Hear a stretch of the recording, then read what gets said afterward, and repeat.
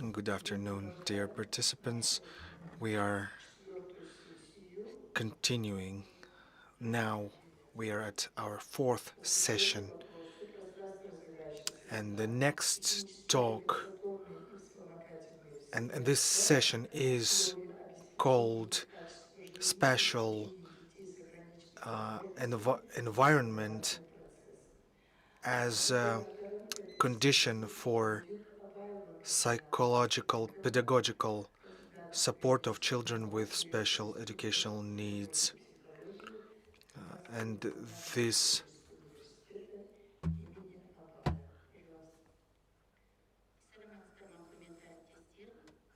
this session will be moderated by Galia Abaeva from Abay Kazakh National University. So we are starting on our fourth session. The fourth session is dedicated to the spatial and environment and ancillary equipment and products as a condition for including children with disabilities into the educational process. We know about amendments to the education law in clause 1.6. It lists creating special conditions for children with disabilities in terms of the facilities based on Kazakh laws. So one of the important conditions for including children into educational process is an appropriately organized spatial environment. So allow me now to give floor to Lyudmila Borisovna Baryaeva, professor of speech pathology department of Moscow Pedagogical University, and Oksana Prihodko, Director Institute of Special Education and Psychology. She is the head of speech pathology department. They will talk on spatial developmental environment as condition for psychological and pedagogical support for children with special education needs.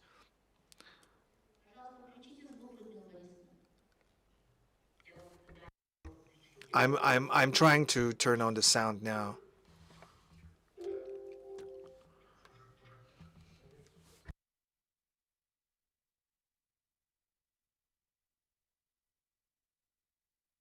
Can you hear me now? Yes, we can.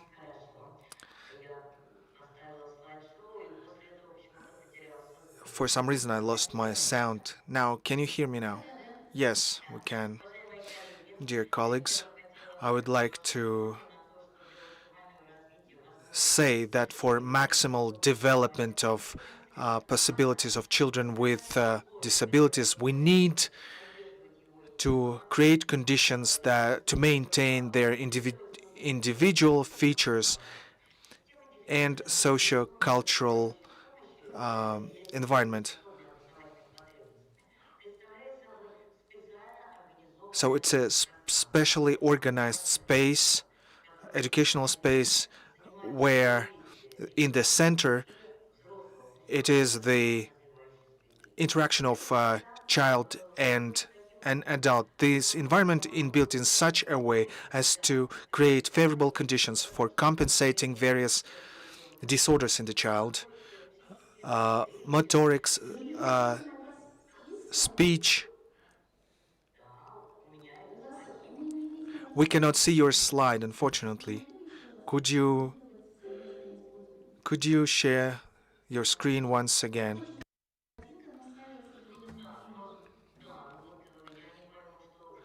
I cannot see what the problem is. You you need to turn on share screen. You need to press share screen button.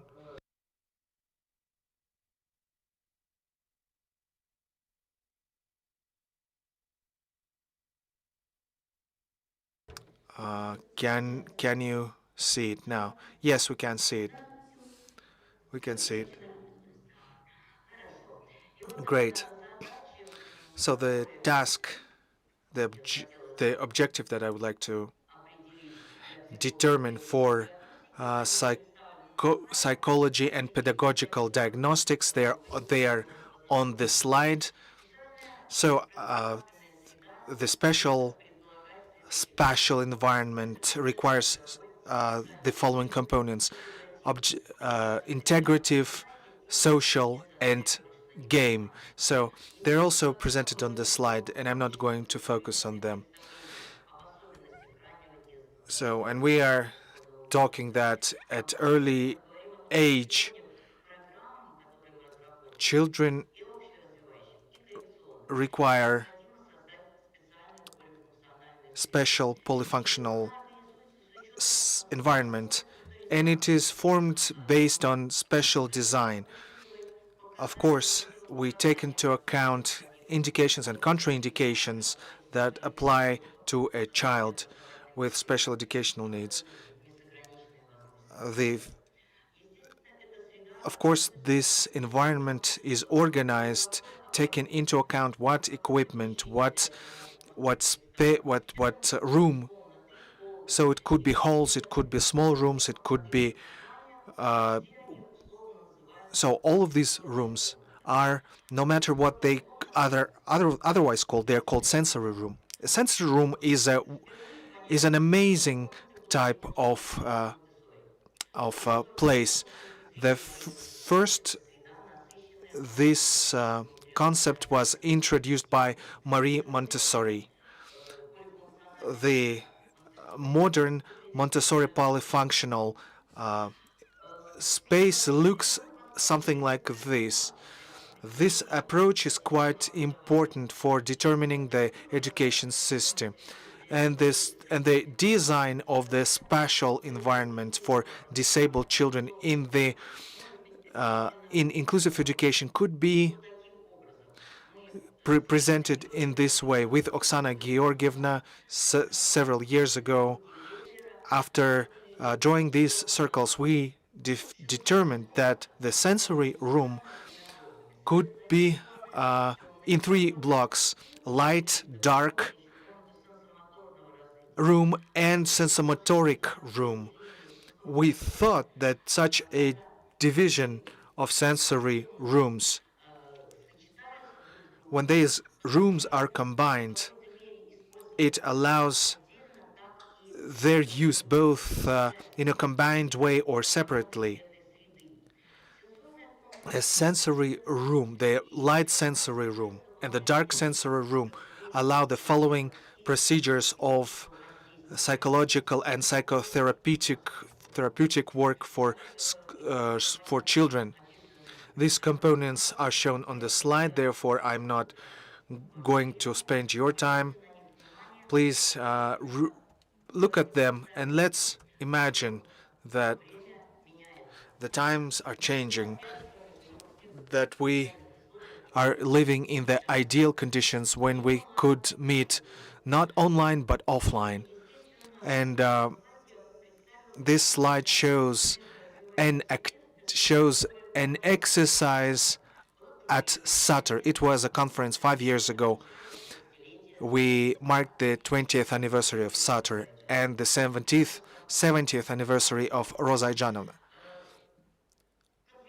The conference was held for a large number of specialists, and I would like to draw your attention once again to the fact that for a specialist to be able to work in a sensory room, they need to have they need not only to have this very interesting, fabulous environment, but they need to be able to work with it. Here we have,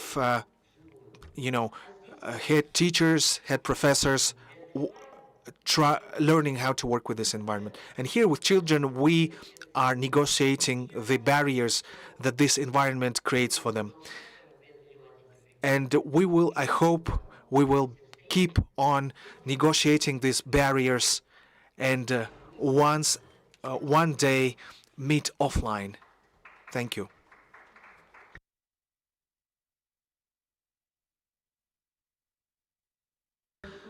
Thank you for this informative presentation.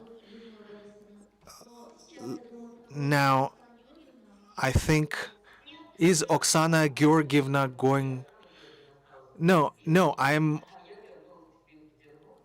did this on my own. My presentation was very short. I I just described you what a sensory environment is. So that was very brief, very brief talk from me. Hello, Ludmila Borisovna. Next week we are going to have a 4-day webinar, 2 days for preschool organizations, mainstream, and for mainstream schools, because both in schools and in preschool organizations there should be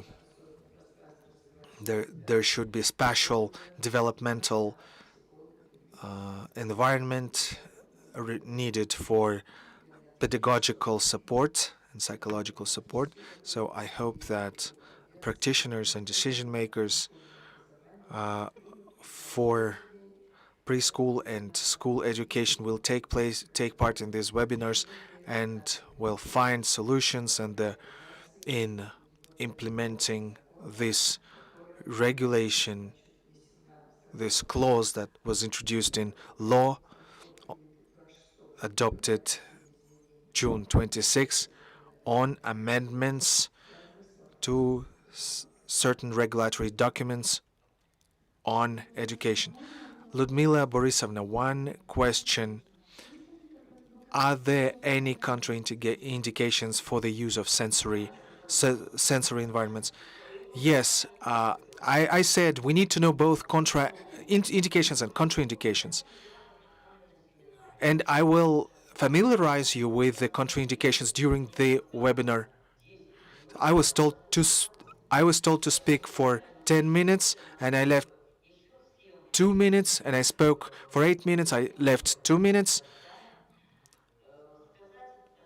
to say everybody in Kazakhstan to join in with those who said before. There are historical references that we need to remember. I I have known Rosa Ajanovna for a long time. When she wrote her dissertation in '89, by 1993, I draw a lot of useful things for my own dissertation. And by that time, for many years, we have been doing joint projects. And I don't simply admire her. I can never say no to Rosa Ajanovna if she requests me to do something, because she's a unique person who is very dedicated. I think she works not 24 but 30 hours a day. I wish Kazakhstan and our Kazakh colleagues to to be very careful and very caring with Rosa Ajanovna, because she is really a great asset. And during the 4-day seminar, we will talk about indications and contraindications, and about all aspects of it, and how we use the sensory environment. And you can use the sensory environment only if you are equipped with knowledge of how to using it. 5 years ago, it took us several hours to conduct a master class, which was joined both by children at Satter Center and by conference participants. Thank you for your attention. Thank you. The next floor Now, the next floor is given to certified international trainer. We apologize, we have some technical glitch here. So the next floor is given to director for Jenks expert program, senior trainer in the use of special equipment for therapy. So this will be Ryan Smith. The topic of this presentation, the advantage of using posture equipment.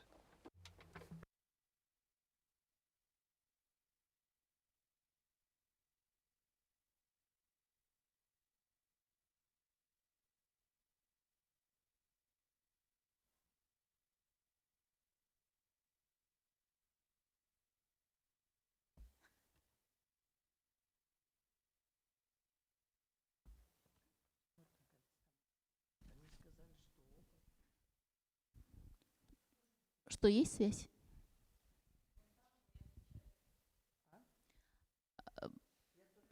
Excuse me, сказать, чтобы подключить звук.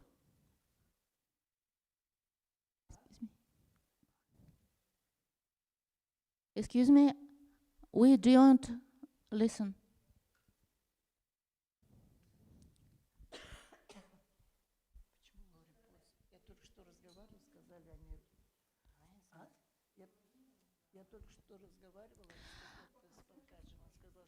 Да, прошу прощения, все-таки, видимо, со связью какие-то. I apologize. There must be something wrong with the connection, so let me pass the floor then to Akishanova Irina, orthopedist of the highest category. Тема доклада «Оценка потребностей детей с нейромышленными». She will be talking on assessing the needs of children with neuromuscular diseases and equipping them with rehabilitation products.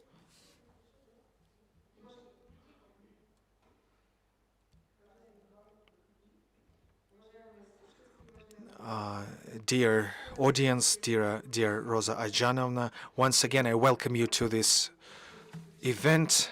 I fully support the idea that the inclusion of children with special educational needs is impossible without organizing their spatial developmental environment, and it relates specifically to children that are type 1, to disability, children with disabilities. So assessment of needs of children with neuromuscular diseases, adequacy of fitting with rehabilitation equipment. Since I'm an orthopedist, we have lots of terminology that we need to discuss.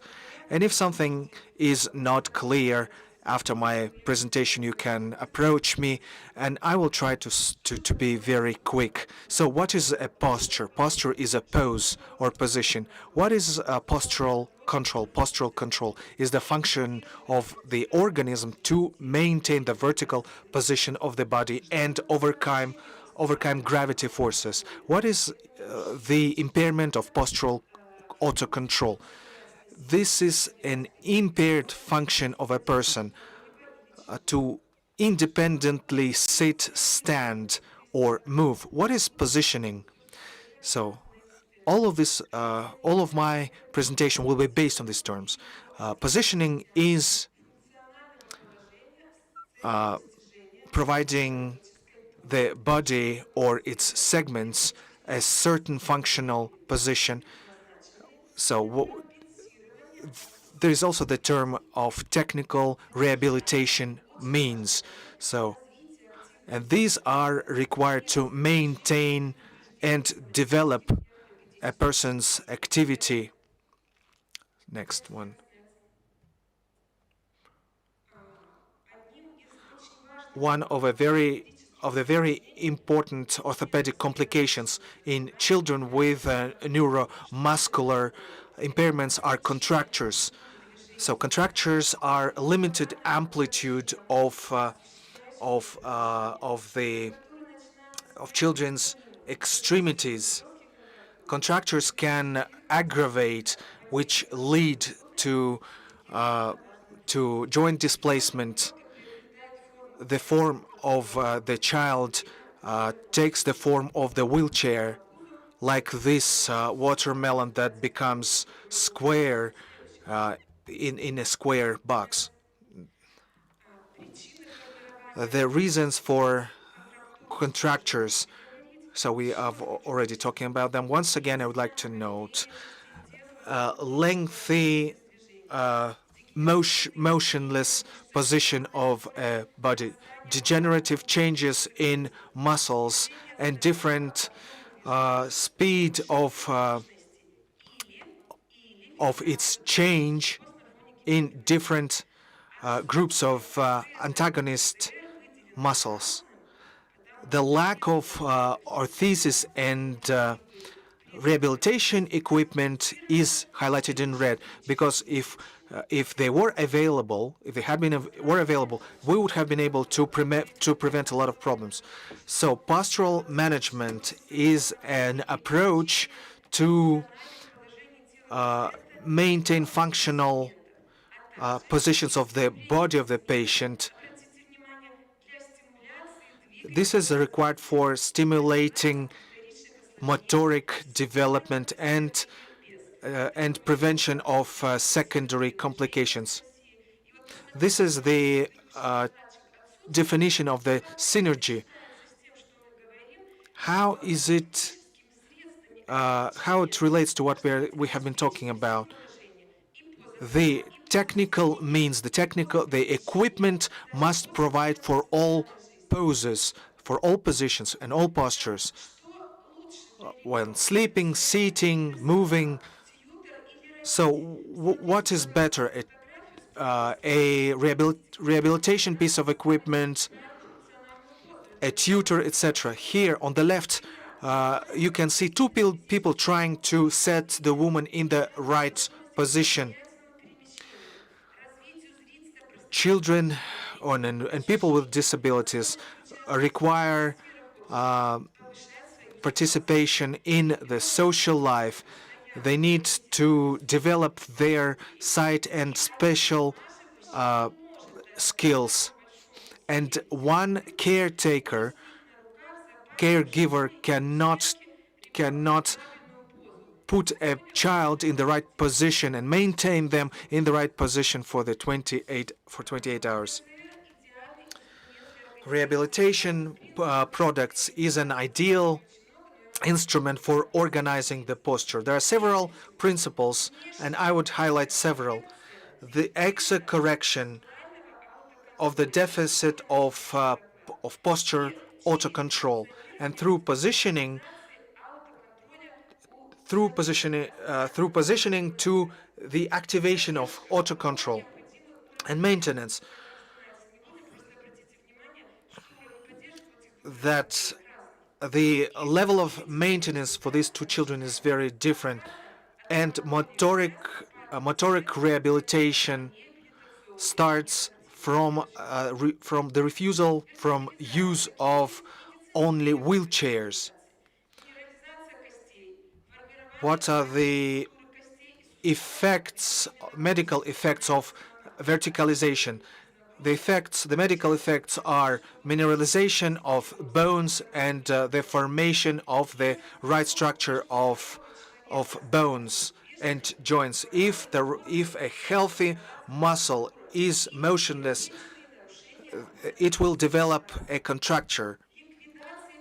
So elimination and prevention of the deficit of body weight, and elimination and prevention of pulmonary impairments. So we could have someone eat.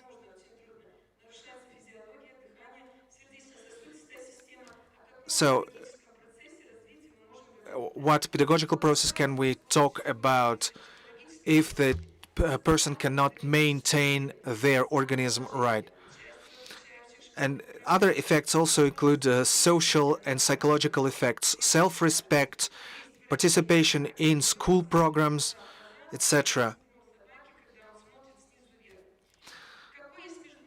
What is the international experience on maintaining motoric regime and functional regime. And I'm not talking only about motoric regime. And thanks to Rosa Ajanovna, myself, and many and some other specialists attended the MOVE program, and I'm very thankful to the principles that MOVE Europe talked about. And when I talked to them, I said, your problem, your children already have rehabilitation equipment, and you are teaching them how to get rid of their rehabilitation equipment. And our children do not have this rehabilitation equipment. And it would be great if this movement, if MOVE is introduced. And a great contribution in Europe, Canada, Australia was provided by the CPUP program. I'm not going to talk about orthopedic details. A lot of time today was dedicated to pedagogical assessment. And this one is our assessment of the femoral joints and of the hip joints. And it turned out that countries that included their children into CPUP, they reduced disabilities in children by 70%, thanks to the fact that their verticalization skill was retained.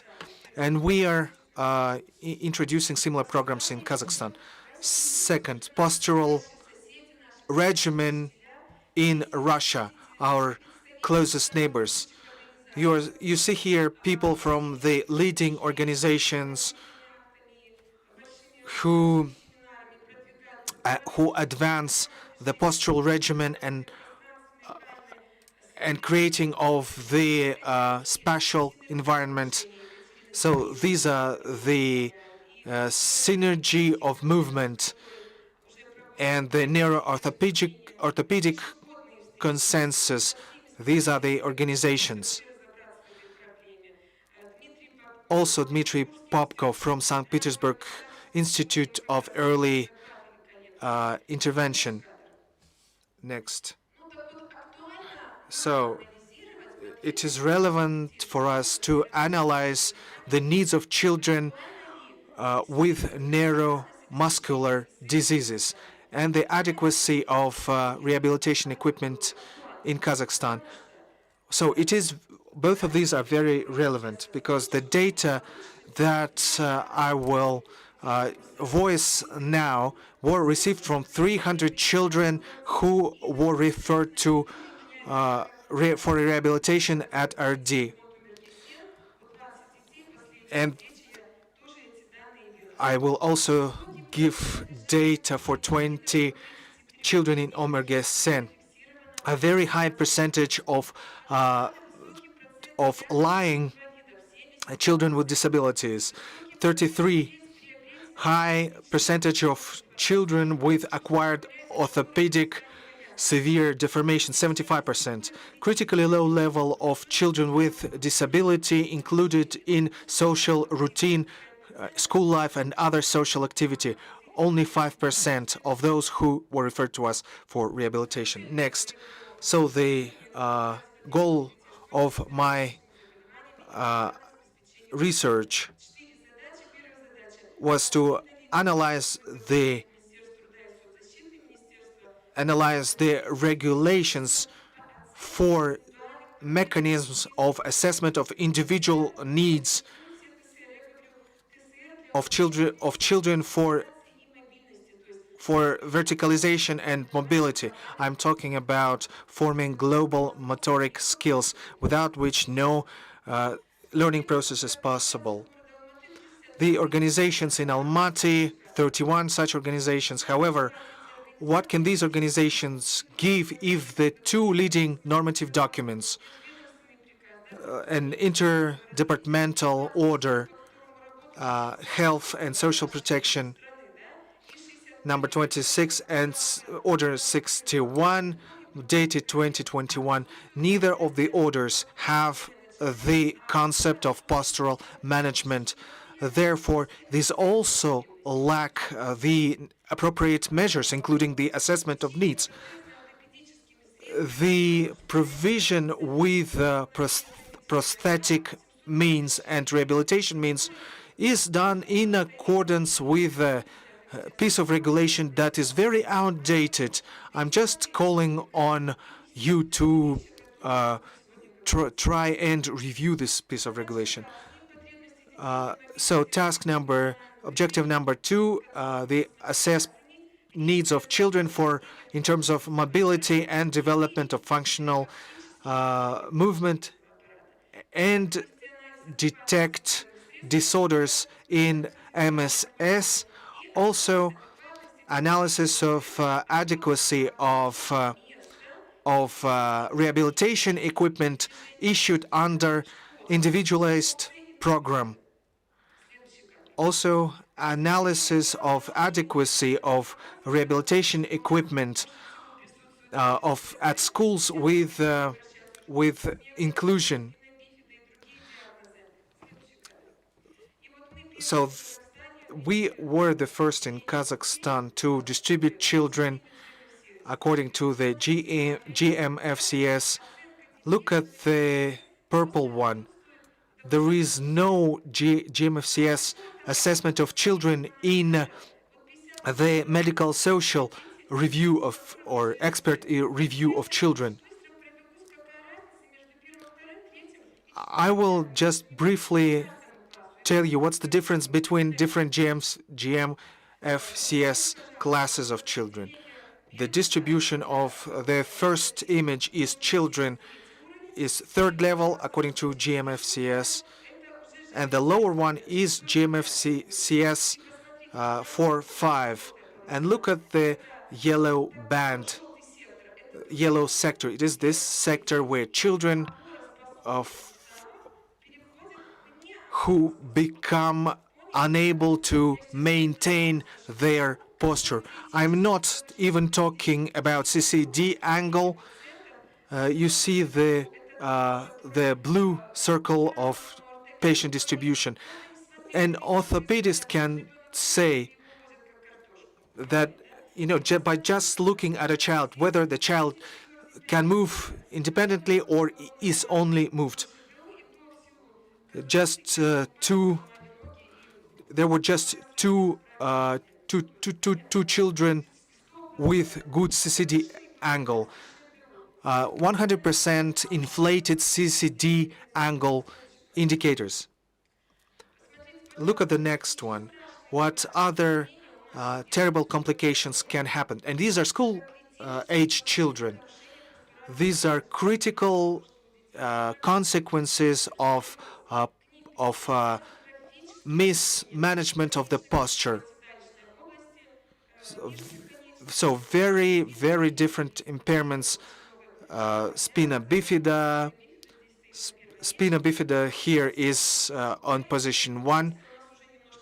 So, and we've been sitting for a day, and we have one place that is already feeling pain. But our children are in the wheelchair for all their lives, and when about to operate the child, they cannot already help the child because there is the sore, there is the sore, the so-called bed sore, which takes a long time to heal. And can a child learn Chinese or learn how to paint with such a wound? The need for rehabilitation equipment, level 1 and 2. Rehabilitation equipment can be used temporarily. Express orthesis is just for one segment. The Shino corset is for scoliosis in adolescents. Other types of rehabilitation equipment based on needs. We have received several children. According to JMFCS, they're level 2. So limping child, but it's a child who cannot see or who cannot hear. Therefore, she is always attended by a relative, and she's not equipped with any. She's not provided with any rehabilitation equipment for her feet, legs, or ears or eyes. And these are children who can potentially work walk, if they use rehabilitation equipment, and they use permanent rehabilitation equipment, they need gait trainers, they need standers, etc. I would like to show how willing children are to walk. They're ready to walk even on their head. Look what this guy was given as an aid to walk. This is a totally inadequate, this is a totally inappropriate equipment, and thus this guy loses his ability to maintain his posture and his balance. So we can lose a lot of, we can lose time, and we can lose very valuable time, and children become go down to another type. And need for rehabilitation equipment 4-5 type: permanent stands, armchairs, express orthesis, functional orthesis corsets, including Shena corsets and other rehabilitation equipment. And I'm showing a child with gastrostome. And I want to say to the whole Kazakhstan, for some reason our parents have to pay 450,000 tenge for this gastrostoma. Why is it not part of social services? 450 children. I have a family with 3 children with cerebral palsy, and for each one they buy they buy rehabilitation equipment and gastrostoma for each. So need in accessories. In our program and in you, when you sit children, and I'm ready to cooperate, to provide guidance, we can work in any format. 4-point belt, sole fixator, these are mandatory accessories. So our equipment does not provide for these accessories for some reason. Please turn on the video. This mother is willing to show her girl who has a great intellect. She reads she reads poems, and the mother asks the minister for a stand. If not for the rehabilitation cabinet, this child would be just lying all the time. The inclusive education presupposes safe, comfortable, functional working place and mobility in a school. Every year we send very smart children to school, but their desks are not appropriate for their goals, and children end up having various back diseases. Also, there should be equipment for moving the child from one class to another. And we have a tutor, and this is exceptionally, and two wheelchair, big size, which are not fit, which does not fit size. So this is what our inclusion looks like. As an orthopedist, I very much stand for. I very much call on everybody to stop torturing children under the mask of inclusion. So analysis of rehabilitation equipment needs. So first, how do we do it? How do we analyze needs? First is deficit of a skill. Second is the objective of the skill. At each of the stage, we need to work out on the right verticalization of the skill of the child. The third column is type of rehabilitation equipment And the fourth column is rehabilitation in Kazakhstan, using Almaty example. Children who cannot hold their head are given inappropriate standing equipment. So, and we bear with this for some reason. I don't know why. And the next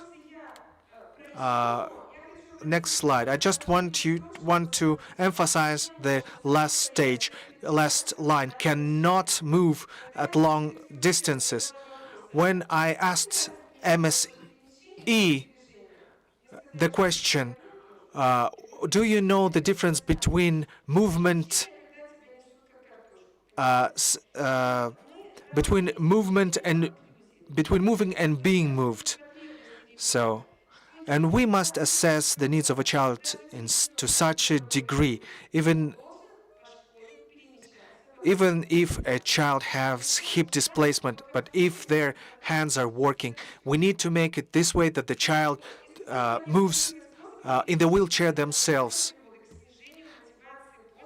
Use of passive movement methods leads to reduced motivation for movement. Lifts. Lifts are absent from all schools and the majority of rehabilitation centers in Kazakhstan. It's a very typical picture. You know, a student is carried by 3-4 people. The only type of orthesis is the non-mobile one. If the social protection people believe that they are doing their job right, I will put this orthesis on their foot and let them try to use it.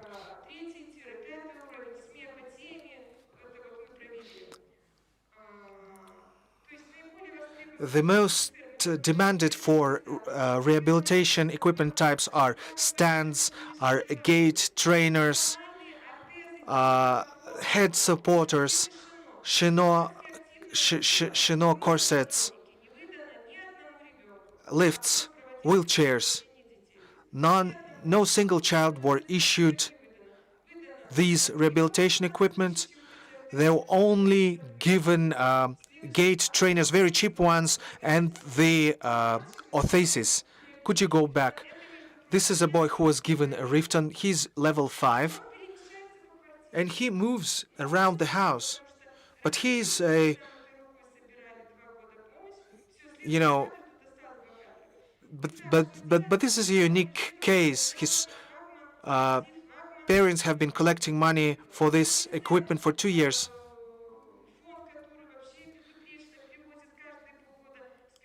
So I'm telling you here on this slide who is making contributions to developing the postural regimen in Almaty. So this is what Omerge Sen provided to its children. Today we talked about the international classification.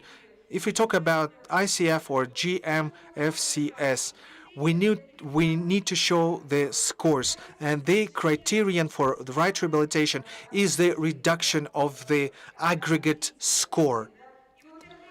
So I just proposed any pedagogue, any teacher can fill out this card, whether a child can hold their head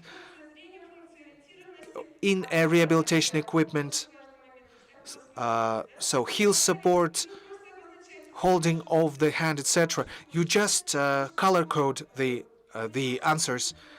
This way, it's very easy to read. So it is criterion monitoring. Staged introduction of postural management. Of course, we have barriers. The first one is funding deficit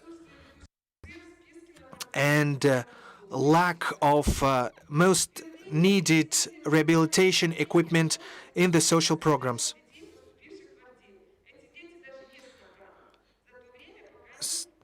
So these children were verticalized in our center, but without the control of the sole support. We cannot prescribe a standard. Barriers for quality rehabilitation. Uh, we cannot have children stand. All of these are school children, and we have here lost time. Low temperature plastic orthesis provision.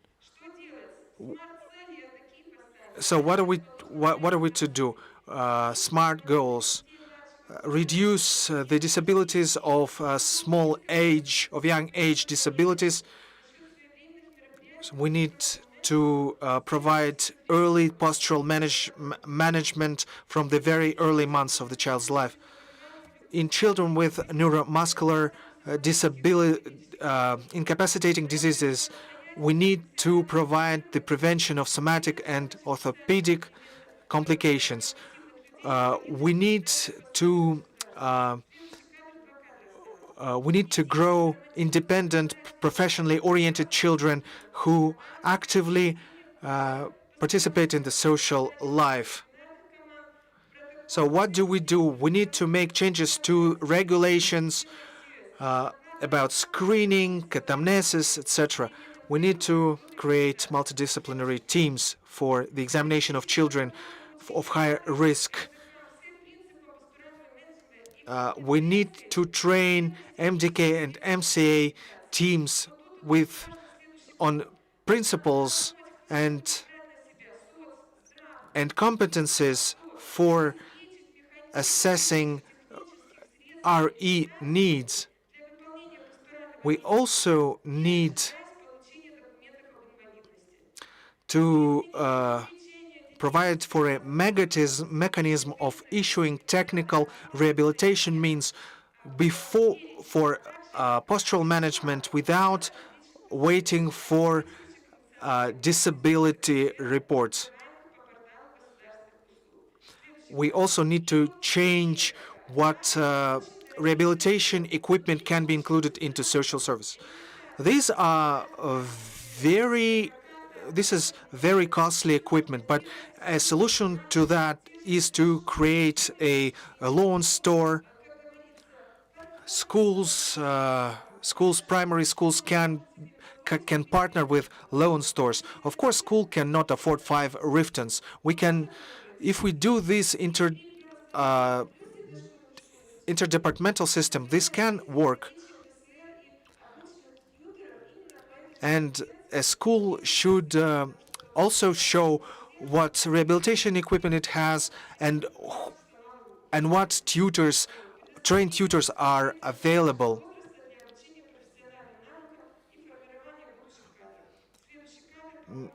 I think the next one is we need to elimination of prosthetic organizations who do not provide children with adequate orthesis and equipment. And we also need mechanisms for compensating for families, for financial compensating for families who have disabled children. Please look at the video. Just see the difference, what children receive in us and what in our country, and what children should receive for their spatial development environment. And the last, so how many legs do you see for these two people? Only 3. Through this, I want to show you how so to say, we are equipped with rehabilitation equipment. This person is living without his leg since he is 9. So I wish that our children became verticalized, breathe and eat well, and only in this way, they will be better students. Огромное спасибо, Ирина. Thank you so much, Ms. Irina, for this wonderful presentation. I mean, it's true, if you sit in an uncomfortable chair for a few hours, your back starts to hurt and your legs start to hurt, but this is really a very important issue. So when we're talking about the resolution, then we need to put on there the this issue of the systems of equipping our children with these devices. Now, let me pass the floor to Laurie Potts. Oh, Lori Potts, certified trainer in rehabilitation technology, MOVE USA. Physical therapy degree at Upstate Medical University College of Health Professions, member of the American Physical Therapy Association. Ms. Potts, can you hear us? Thank you. Thank you for being with us. Good. So this presentation will discuss the importance of movement for children with disabilities so they can be included and participate more in educational settings. Without active movement in the upright position, children with disabilities suffer the detrimental outcomes of inactivity, as we saw from the previous very passionate speaker. I appreciated that presentation. Inactivity results in osteoporosis, bone fractures, muscle weakness and contractures, also decreased endurance, as well as difficulties with constipation or urinary tract infection, skin breakdown, and a lack of motor development. But with active movement, the reverse is true. The children can experience the benefits that we will see here. Now, I'm just going to go ahead and advance the slide.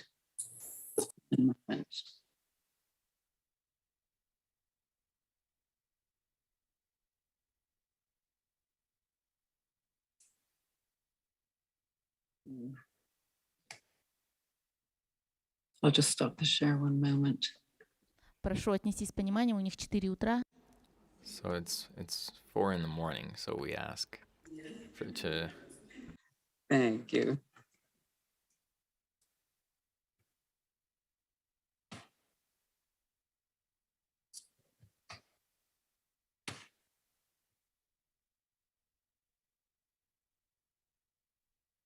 Okay.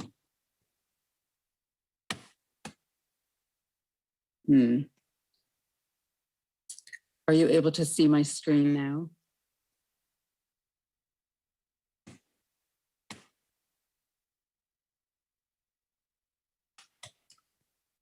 Yes, it's full screen now. Thank you so much.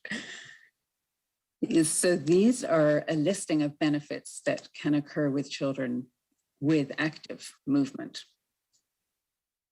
And when we think about physical activity is defined as bodily movement that is produced by the skeletal muscles that results in energy expenditure. And children with cerebral palsy can perform this movement too. Bone strengthening occurs where we can maximize the bone mineral density, and that requires weight bearing of sufficient duration. And bone strength is also achieved with structural changes to the bone itself that occur with novel multi-directional forces from muscle action. And then muscle strengthening is important to combat muscle weakness and contractures as well and promote gross motor function. And muscle strengthening does not adversely affect spasticity. Research has shown that. Then we have aerobic activity, and that's physical activity that will increase heart rate and respiratory rate and result in cardiovascular conditioning. So we can think of physical exercise as a subset of physical activity, and that is activity that is planned, it is structured, it is repetitive, and it has the objective of improving or maintaining physical fitness. So we want to think about the type of exercise, the frequency of the exercise, the intensity and the time or duration of the exercise. And even for physically able people who have no disabilities, there are certain recommendations for physical activity. And we want to try to match that to the best of our ability, even with children with disabilities. It may be initially only possible to be physically active for a few minutes. And then you would try to do that 2 or 3 times a day, gradually building up your activity goal to up to 30 or 20 or 30 minutes a day. Guidelines in the United States for healthy, well-able adults discuss a little more than 20 minutes of moderate activity a day, or else 10 minutes of very vigorous activity, such as running or playing tennis or hiking or doing heavy housework. So depending on the intensity of the activity, you can adjust the duration. Now, much of current research on the impact of movement on participation and learning has been done with typically developing children, or children with autism or attention deficit or hyperactivity disorders. This research has also been done with older individuals with dementia or Alzheimer's. But from this research, there is a strong correlation and an indication that physical exercise is beneficial within cognitive, psychological, and social emotional domains. So planning a gradually increasing physical exercise program for children and youth with disabilities can have an impact beyond their physical health.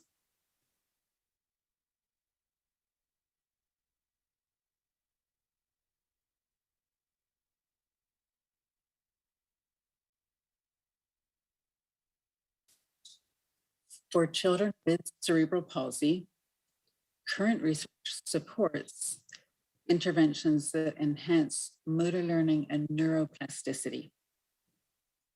So these are interventions that are task-oriented, participation-based, and goal-directed.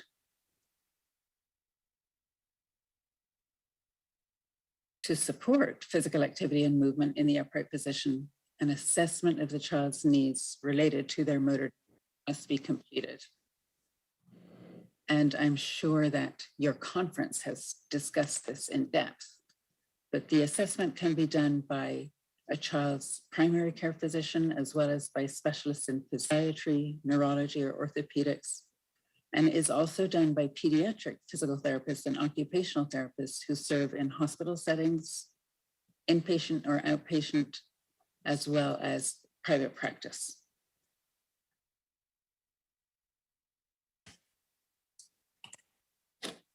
In the educational setting, the assessment can be initiated by a child's teacher in the classroom, even by their a sports physical education teacher. And they would team up with the physical and occupational therapists who work in the system to assess the child and advocate for better positioning for function in the educational environment. When special equipment is prescribed, the equipment supply company may involve a trained assistive technology professional who assists the therapist to select the most appropriate device. And this assessment not only analyzes the child's physical status, but also looks at the task demands for the specific desired activity and the environmental context where it will take place, because modifications and adaptations to those aspects can impact the child's performance and their health.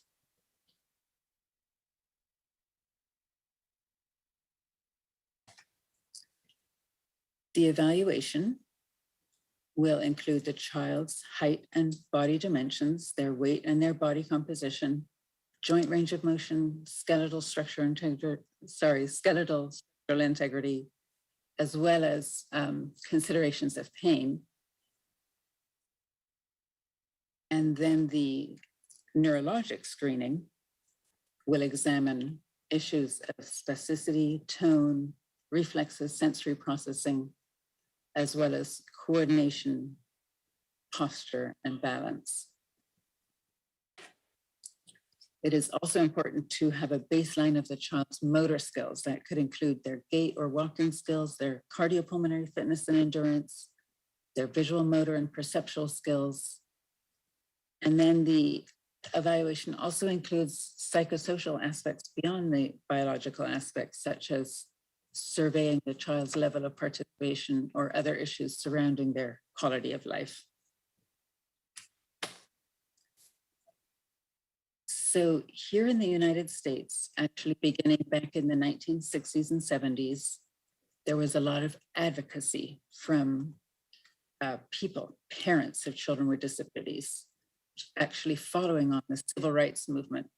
Parents and teachers and many others, medical professionals, worked toward laws that were passed at the federal and state level to assure funding for children and adults with disabilities.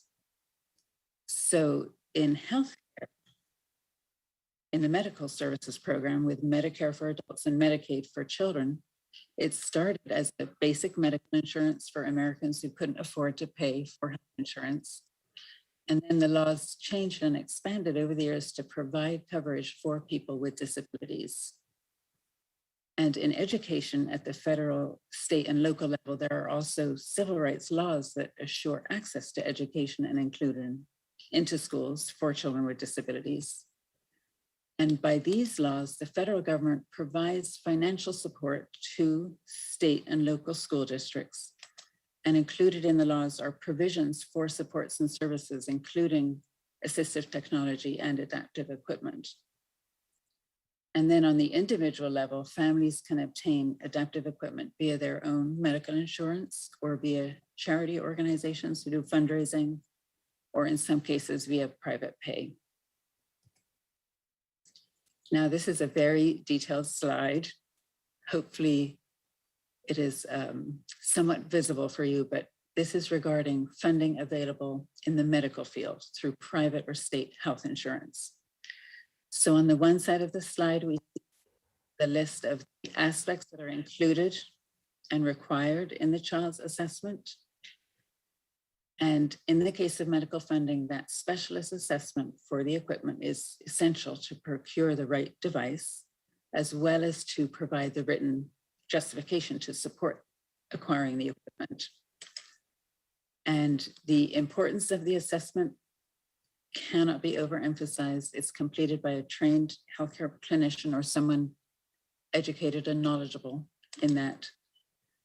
And then on the right side, we have descriptions for the benefits of the device. So these direct benefits are carefully described to justify the funding from the medical sources. And these benefits not only impact the primary impairments due to the child's diagnosis, such as their strength and range of motion, but can also impact a number of comorbidities that are resulting as secondary impairments resulting from the immobility. So issues with bowel and bladder or skin integrity. And you are welcome for any of my slides if you'd like to take a screenshot on your home computer to retain the information for the future. Here we see further detail regarding funding. This is funding that is available through the educational system and the provision for children with disabilities under federal law. Again, on the left side of the slide, these are the aspects included and required in the child's assessment in the educational setting. And notice that it's an ecological assessment, and it's focusing on the task demands of the environment, the discrepancy, the skill discrepancy of the student, and then how the discrepancy can be addressed with supports, specific supports.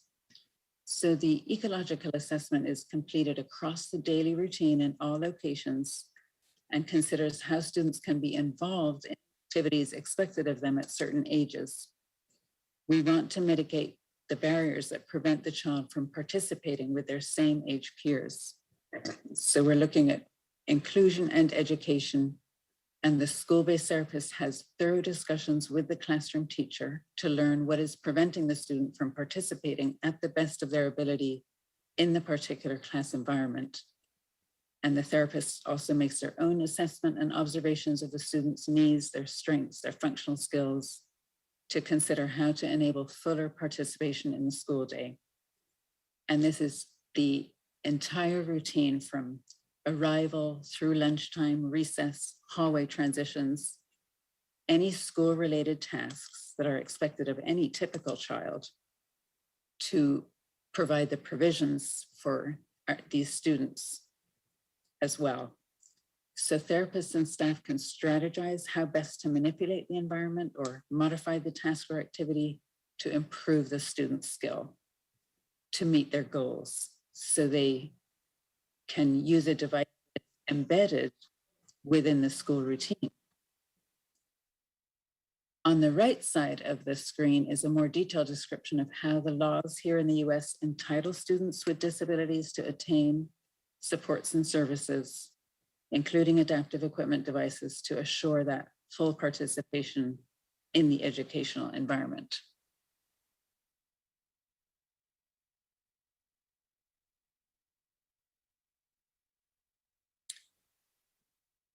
So to reiterate, the specialist assessment for the required equipment is an essential procedure to assure the correct choice of the right equipment. And this list shows the variety of options available in gait trainers as an example. So each considered and selected based on the findings of the assessment. And that might involve specific measurements, such as from the bottom of the foot up to the student's elbow or to their hip. And that can influence positioning. So the girth measurement of the trunk and other detailed measurements can help determine appropriate sizing for the accessories. So I'll just pause to ask my translator if the slides are going well. And we have a few more slides to finish up until the end. It's okay. Going well. A little bit to slow down. It would be great, thanks.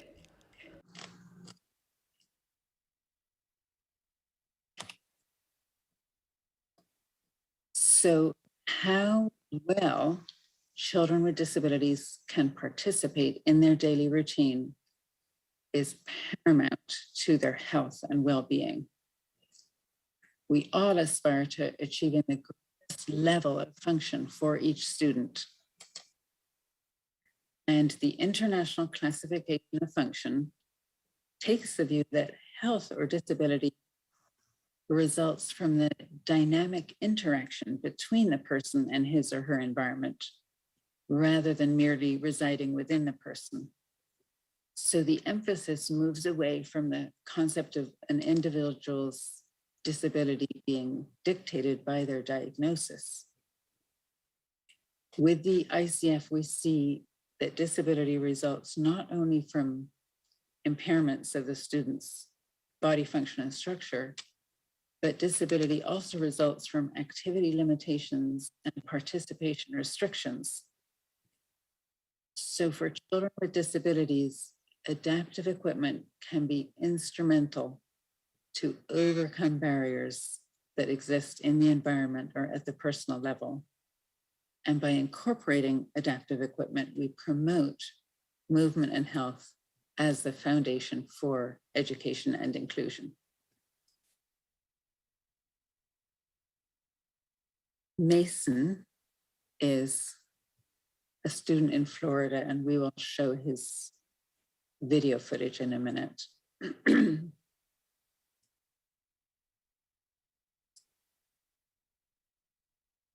He attends school in an elementary school in Florida. Even during COVID, his parents chose to send him to school. That was an option for parents with children with disabilities.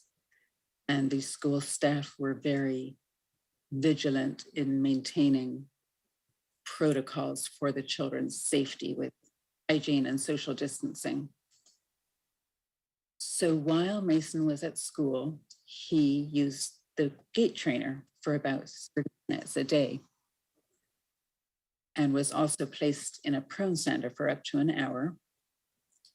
And his teacher was a big advocate for him, always pushing him to go a little harder. He first used the pacer in late just about a year ago. And at first, when positioned in the pacer, he would just draw his legs up into flexion and rarely touch the floor. But from September until February, with walking practice at home in an older style, Rifton pacer, in school he used a more older style red one, and at home he used a newer style blue one. He made progress. And you'll see how his stepping improves over the course of these 5 months. At first, he would sometimes just rock in the pacer, and his therapist would say, "We are walking, not rocking." And I'm now going to share about 1 minute of video footage, which was compiled by Mom to show his progress. Let me know when we're ready to start the video.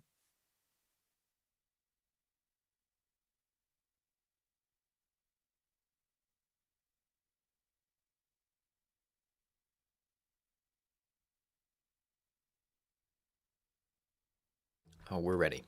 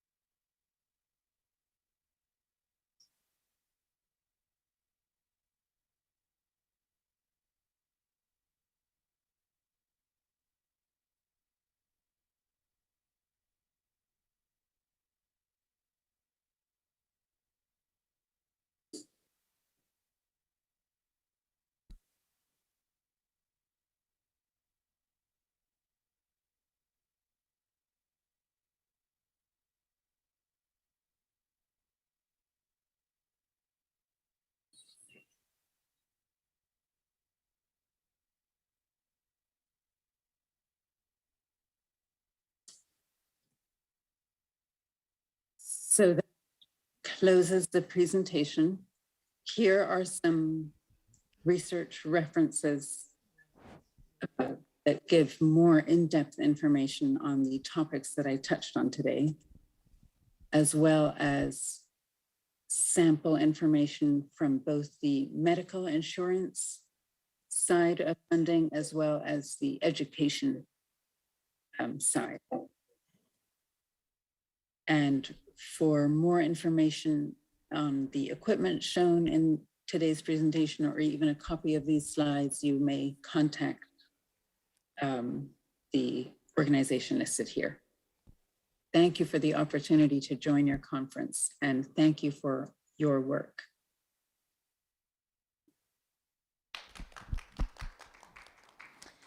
Thank you very much, Lori. It was very interesting. Thank you very much. Следующее слово разрешите. And next up, let me present our guest from UK on the advantages of using positioning equipment.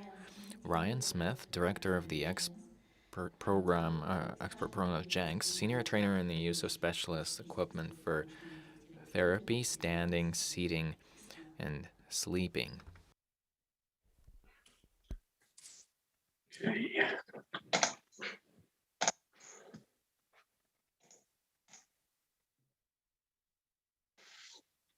Hey, good afternoon, everybody. My name is Ryan Smith, and I work as part of the international export team at Jenks in the UK. Some of you may have heard of Jenks, but for those of you that haven't, for over 30 years, Jenks have been researching, designing, and making pioneering developmental postural equipment that supports children as they grow. Just a quick overview of today's presentation. We're going to look at posture and why postural management is so important for children from an early age, and look at the benefits of postural equipment in educational settings. And then at the end, I'm going to talk about the systems of provision for this type of equipment in the UK, and the sort of assessments they undertook to actually get the funding. So naturally, when we think about posture, the first thing that we do is we sit up straight in our chairs, try to make ourselves as aligned as possible. And there's a few different ways that we can sort of talk about posture.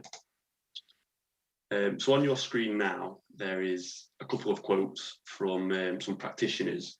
And I think really the best way to summarize what posture is the body's constant fight against gravity to remain as aligned and in a position as possible.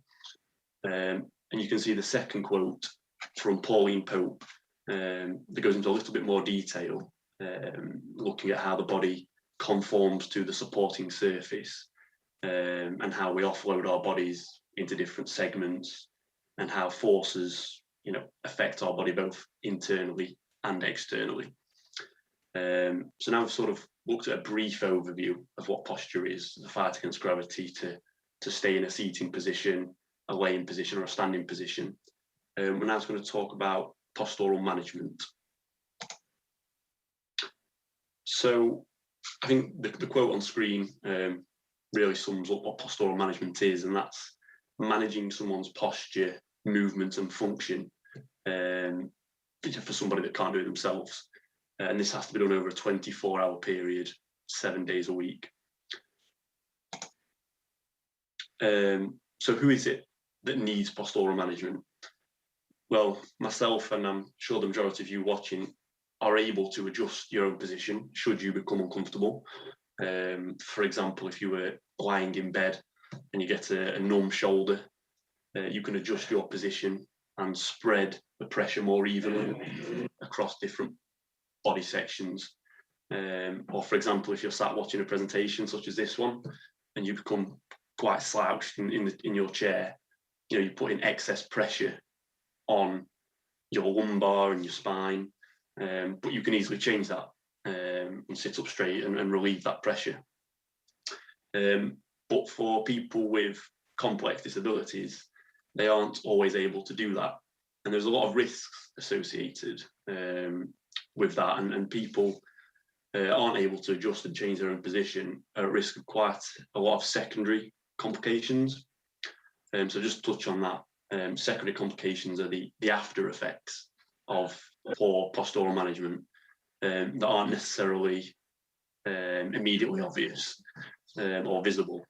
So in a nutshell, they are the sort of direct effect of someone's disability, but not the disability themselves. So for example, osteoporosis or contractures in joints.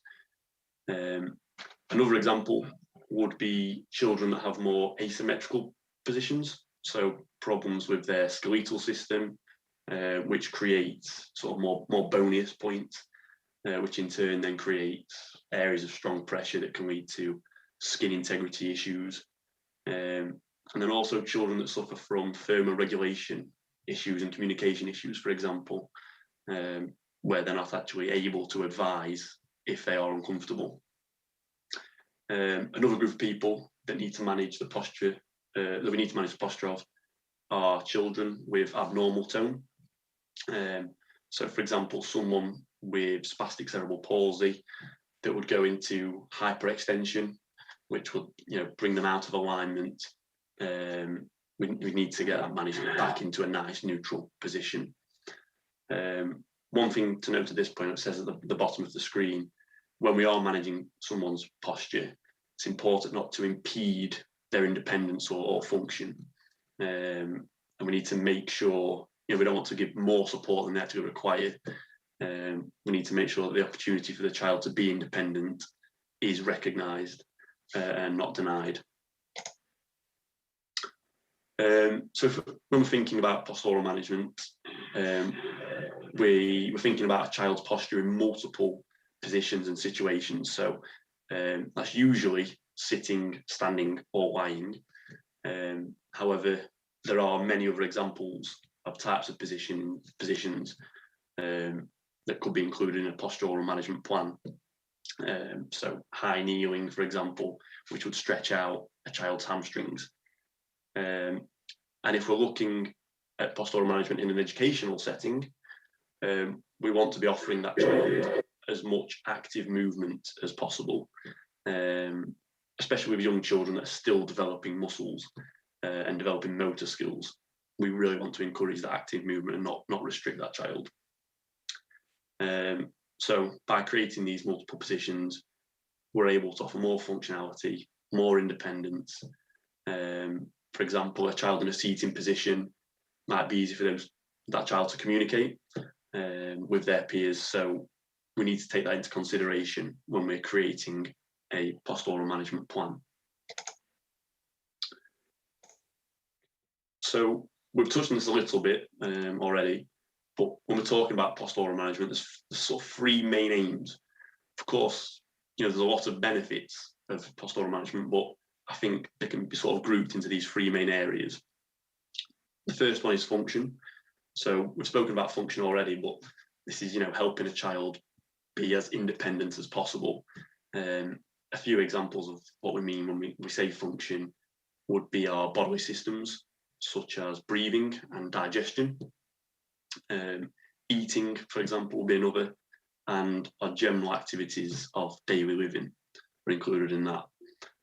Communication is obviously a really big one, particularly in an educational setting. So a lot of people that will use our equipment will be non-verbal, and will rely on eyesight and for their communication. So if an individual was sat slumped forward and they don't have good head control, for example, a lot of their day would be spent looking down, looking at their knees, and not being able to maintain eye contact, which would really sort of remove that child from the rest of the group. And we want to encourage engagement with their peers as much as possible. And of course, one key area of function which is often overlooked is actually play, especially for younger children, developing their motor skills, communication skills, and social skills. We're also looking to minimise damage. So there's a risk of musculoskeletal damage or internal organs being harmed if we have very poor posture. So just for a quick overview of how and why we look to minimise damage, this can include many different things. So for example, we might look to prevent or minimise any deformities happening within the skeleton, and any soft tissues that will adapt over time. And if we do adapt any sort of poor posture, it can cause compression of the internal organs as well. So if, for example, again, we are slumped forward, that then has an impact on our rib cage and would affect a child's sort of ability to breathe. And the third aim of postural management is reducing energy expenditure. So particularly in paediatrics, it may sound slightly counterintuitive, but imagine a child that struggles to keep themselves upright in a chair. They then spend the day using a lot of energy just to keep themselves in a good position. And when they're expending so much energy on trying to find a functional position, they're not then able to engage in classroom activities or therapeutic programs. So the key is to reserve that energy for when the child actually needs to be more functional. So the final point on postural management is going to be sort of a recap of the physical benefits of the correct postural support. So all of our internal systems and organs will benefit greatly. So we've already touched on respiratory side of things. So how it allows to really open up our chest cavity and allow the lungs to function as best as possible. And if we look at the body without any kind of support, we're hunched over in that sort of position that's really going to put a lot of pressure on our digestive system, on our bowels, on our bladder, and the likelihood of the child then developing secondary issues is obviously increases, which then can affect the child's mood and general health. And if we're looking from a standing point of view, when we're actually stood up, obviously our heart has to work slightly differently and slightly harder to actually get the blood all the way around the body. So of course, being in a standing position is good for the cardiovascular system, and obviously the skeletal system, which we have touched on, and we will touch on again a bit later on. So we've looked at posture and postural management and why it's important for a child's development. I'm now just going to look at why early intervention is a key aspect of this. So starting with seating. So if we think about some of the age of the children that we work with, particularly those younger children in the earlier educational settings, the sooner we can get in there and start supporting their posture, the better the outcome is going to be in terms of having good development. So the key to a Jenks seating system, for example, is that they are the ones that are specifically designed for younger children, is that they offer the same sort of support that a parent or carer would offer with their hands. So, for example, if you have a child that needs some assistance to sit up right, you would have, the parent would have to use both their hands to support that child, meaning then they can't actually interact with them. So then having an actual seating system in place would lead to increased interaction from the child with their classmates, with their teachers, and the proper support makes it easier for them to join in everyday activities. Of course, it also helps to minimise fatigue, so the child can stay engaged for longer. And of course, there's also the physical benefits of using a proper seating system, such as helping with digestion, encouraging bone and muscle development, assisting in neutral alignment, and of course, the benefits of breathing as well. And now, from a standing point of view, there's a great deal of research that supports the improvement of bone mineral density, reduction of spasticity, and maintaining hamstring length. One of the more prevalent problems for children with cerebral palsy is the malformation of the hip joint. So when we are born, our acetabulum, or our hip socket, is not yet formed. So in the process of being upright in a standing position, bearing weight through our hips, our knees and our feet, as well as being mobile, that actually helps us form a healthy hip joint. So by accepting force through the pelvis, our acetabulum forms over time. So at a young age, a child's bones are growing and are quite malleable. And it isn't until they're around 6, 7, 8 years old that their bones actually harden and are less malleable and are less pliable to sort of mold into the typical shape of a hip joint. So therefore, hip joint development is one of the main reasons to actually adopt a standing position from an early age. The evidence suggests that a child who is up and standing by the age of around 12 months, 1 year, is more likely to develop a healthy hip joint and reduces the risk of hip subluxation as well.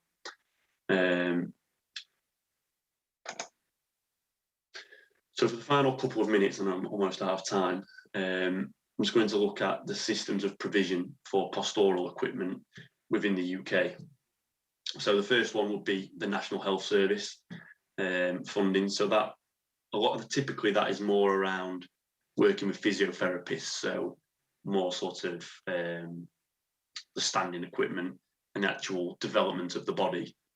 Whereas then the social funding is more to do with actual work in the homes. So providing a child with a seating system so that they can sit at a table and interact and engage with their family and friends and peers. And then obviously the charity and private sale as well. There's also a lot of key account partnerships in the UK. So there's large purchasing organisations which then put out a tender to manage community equipment funding on behalf of that statutory area. So it's usually through, for example, a community equipment loan store. which are led by clinicians and procurement teams. And then the other side of that is sort of trusts outside of key accounts. So hospitals, for example, will have their own trusts to be able to fund equipment, and that wouldn't go to tender. So finally, the last slide, I'm just going to sort of talk about the gatekeepers to sale and an assessment in the UK for getting a child a piece of pastoral equipment.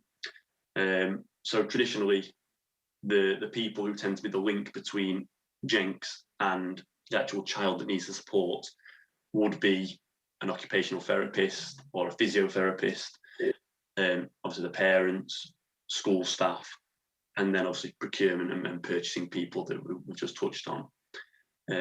So looking at a typical assessment that is done in the UK, so a therapist that is working with a child, they would identify the need for a piece of equipment. So they have to look at why do they need the equipment, do they have cerebral palsy, or what is the disorder that they have. And then the therapist will then define specifically the product that they need, or type of product that they need. And then the assessment process really, but from our point of view, is getting that child into the product, identifying what support they need and what accessories they need. So for example, head control. So they would assess how the child, can they keep their head up? Is their head control getting worse? If not, then can they just have a flat head support?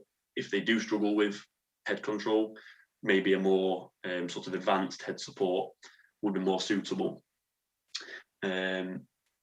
So if the assessment is successful and the decision is made that this piece of equipment does need to be provided to this child, they would then carry out another assessment, which would be the measurement of the child. So they'll probably lay the child on a therapy bench, for example, and then on both sides of the child, check that the pelvis is neutral, check for leg length discrepancies, checking range of motion of the child as well, which would then obviously really define what product is going to be most suitable, and also sort of what accessories and support they're going to need. And then of course Jenks would then provide a quote to the therapist, and they would then get funding from one of the organisations we've already mentioned, and then it's then Jenks's job to support this child and the therapist throughout their development, and obviously growth from one product to another, and the development of that. So I think I've gone a little bit over time there, but thank you very much. Thank you for inviting me to be part of the conference today.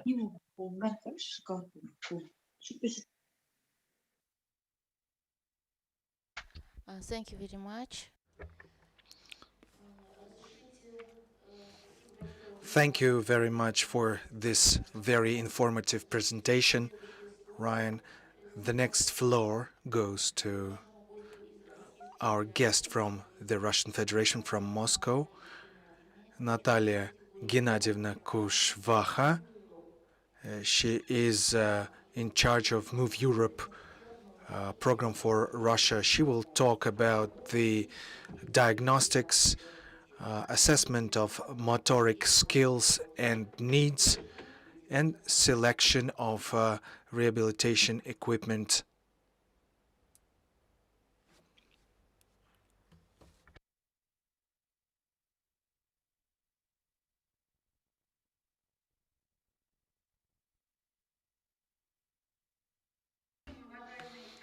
Good afternoon, dear colleagues. I am very grateful for this opportunity, for being invited to this conference, and the topic of this section once again shows how Rona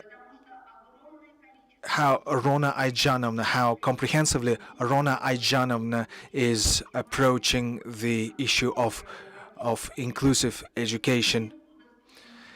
A lot of children who don't a lot of children don't have the necessary environment. I mean, children with disabilities, and a big thank you to Irina Vladimirovna for her very passionate presentation on very hot issues.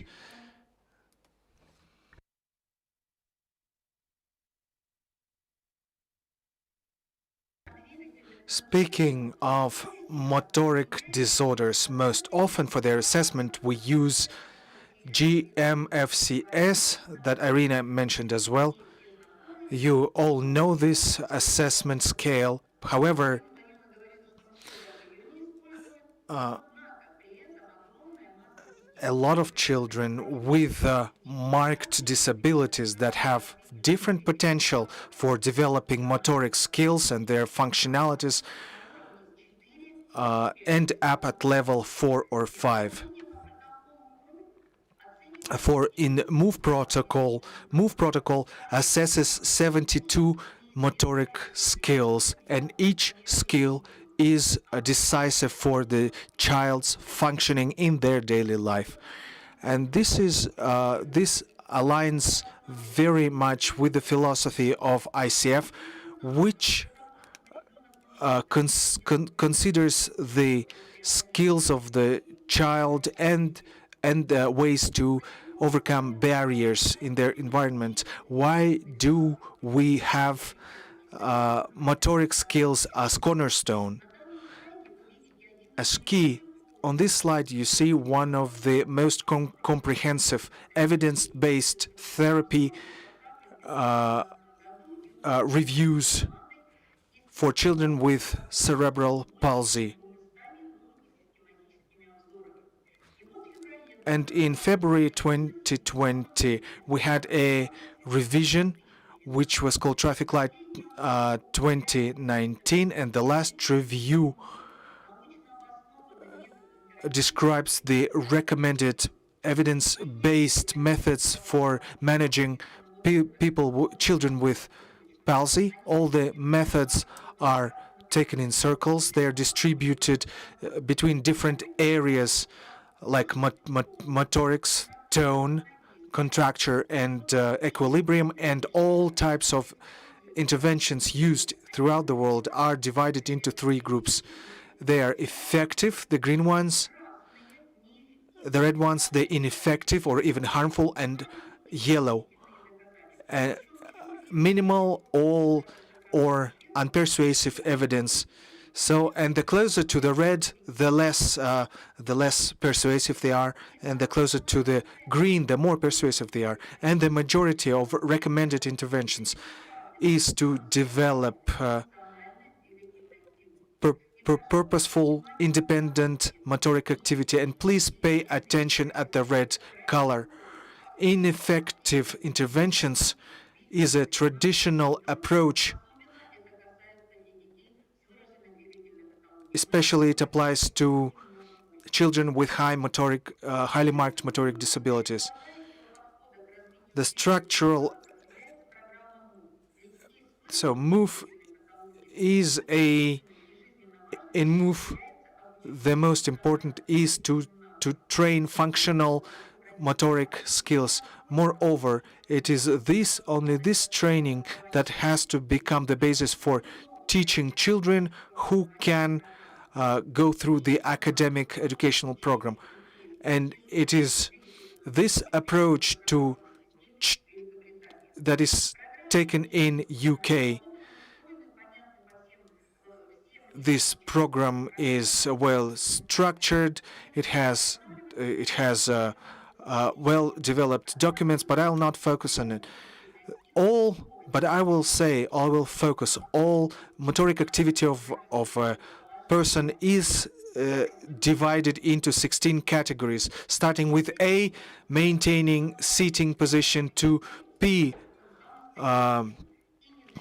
walking upwards on a sloping surface. Each category, the example of first 3 categories are or all categories are subdivided into sub-skills. For each skill or sub-skill has functional significance. For example, sitting on the edge of a bed means that the child can leave the child in any hospital and have the child wait for her. And in the work on skill development, we have a very interesting principle based on neuroplasticity principle. Simultaneously, we can develop not more than 3 skills in a child, and for the learning of each skill, we need 2,000 repetitions. And it's simple counting. If we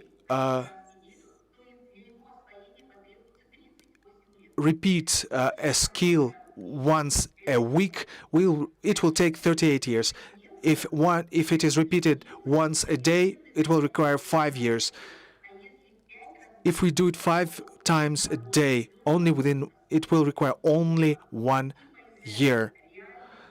And within 1 year, the child can acquire 3 skills, and this is realistic timeline for learning skills of a child. But a child cannot repeat unmeaningful physical exercises several times. Therefore, working on these skills must be built in their daily life. Another point is time limitations.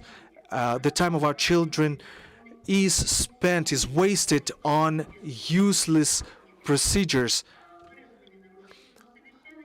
and on procedures that are fit for children with mild disorders, but are not fit for children with more severe disorders. So, and we need to prevent complications that will occur in them. So that is our main aim, and the solution is just one. All skills that we are working on must be linked to the development of the child's independence now and in the future, and the ability to communicate, to move and serve themselves, apart from increasing communication and movement skills.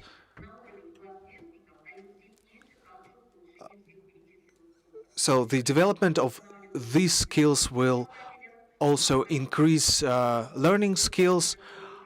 I won't talk about rehabilitation equipment. I will briefly cover the principles that are well known that maintain and develop activity, correct positioning, verticalization, adequate verticalization, mobile verticalization, independent movement.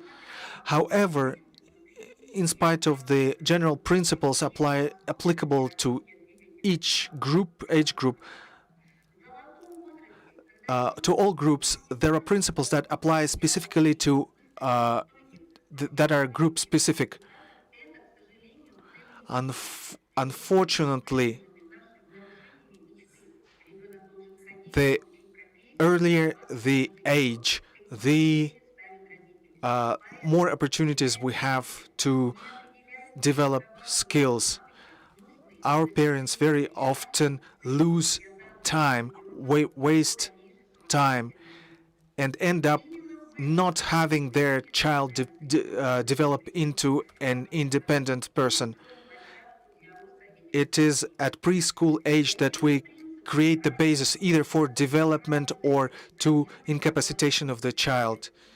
And at this age, we need to train the child to stand, sit, or lie correctly. 2-3 months is allowed, delay is allowed. If this does not happen, we must do it using correctly selected rehabilitation equipment and accessories. And I would point out now is that consistent development based on the traffic lights system,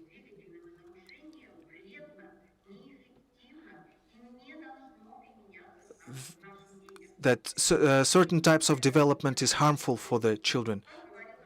As Ryan said, 1 year the child, we need to have the child walking at 1 year. How this allows both physical and mental abilities of the child, let alone social skills, and we train children to creep until or crawl until they're 15 years old, and instead of using standard stands, we force our children to pass through to go through rehabilitation course, and our children end up in the wheelchair. And of course, in children with marked disabilities, we cannot achieve these goals without special equipment. But here I would like to focus the minimum growth of the minimum height is minimum 60 centimeters.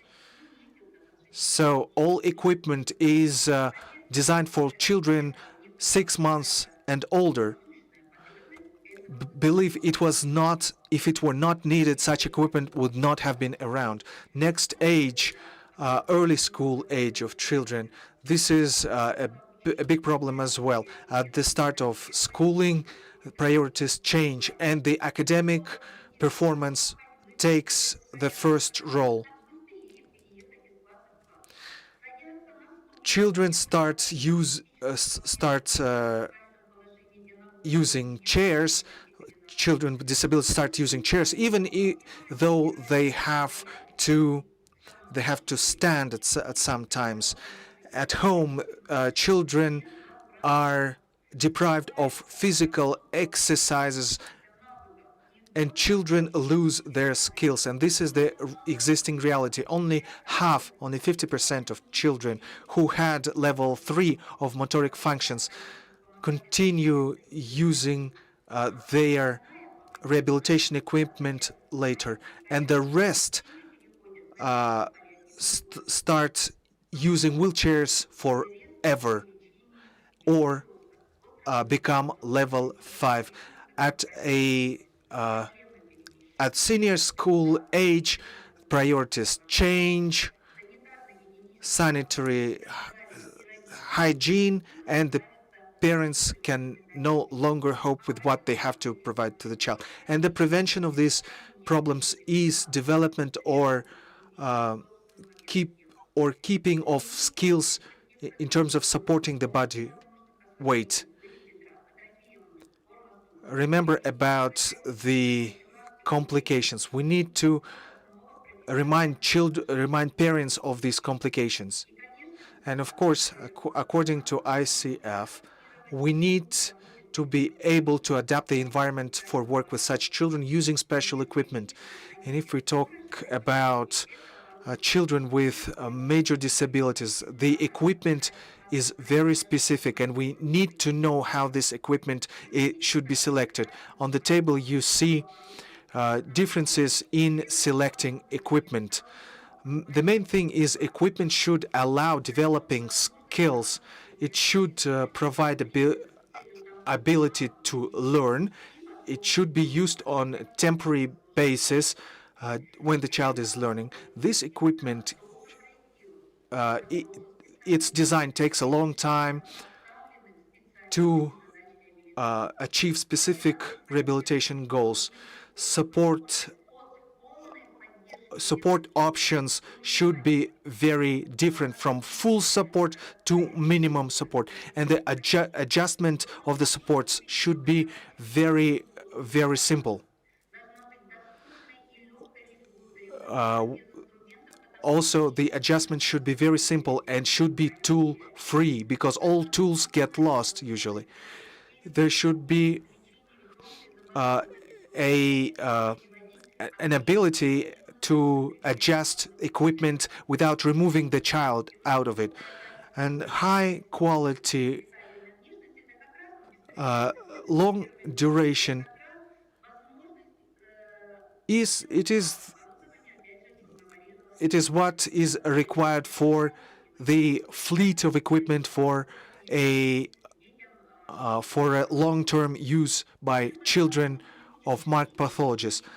The selection of equipment in institutions also has to meet certain criteria. Remember, Irina showed slide two persons stand a woman. So a machine should also be operable by one person. The equipment should have a modular design. It should be able to be used in different types of activity. It should be able to be used for active and passive rest. So nobody will work in semi-lying position. The equipment should be multi-purpose so that equipment could be used for care, for movement, and for training. And the equipment's functions should be combinable to increase their function.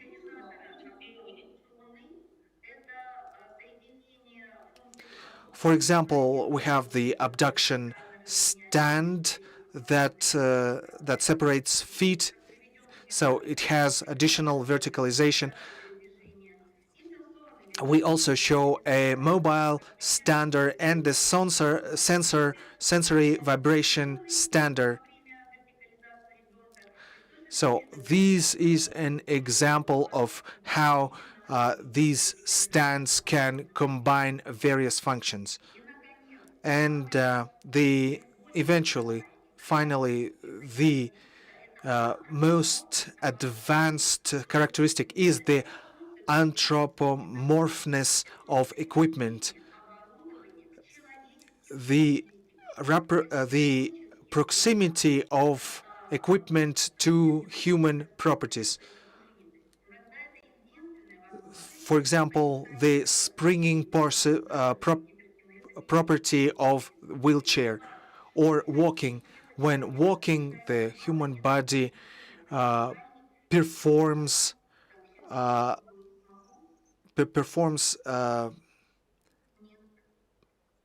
undiscernible movement forward and to the sides. So vertically and horizontally. When teaching how to work, it's important not to limit these movements. So the dynamic property of the chair allows these movements. See what movements are allowed by this chair. Here we can see very well. I specifically introduced this video. This child attended our session yesterday. This child, without the dynamic function of the trainer, he wouldn't be able to use this trainer, this equipment. Not all, but some need these dynamic properties of equipment. So my summary is currently it has been proven that purposeful, systemic, and age-specific and adequate development of motoric activity is maximally effective for the prevention and treatment of children with marked motoric disabilities. Currently, there is adequate rehabilitation equipment that allow to retain or develop the motoric activity in children with the most marked motoric disabilities. At present, there are methodologies that allow to retain or to develop motoric functions in children for their subsequent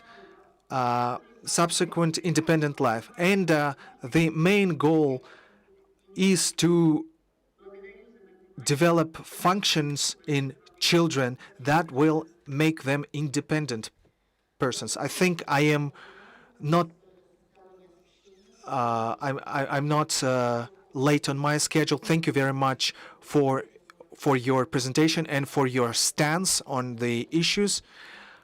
I think we will take into account when drawing our resolution.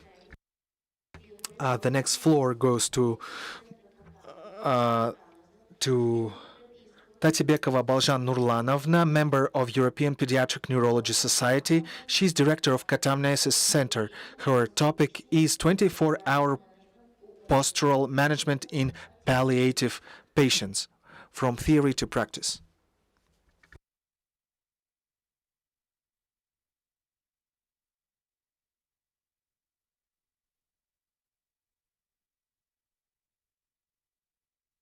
Okay, hello, Rosa Ayjanovna.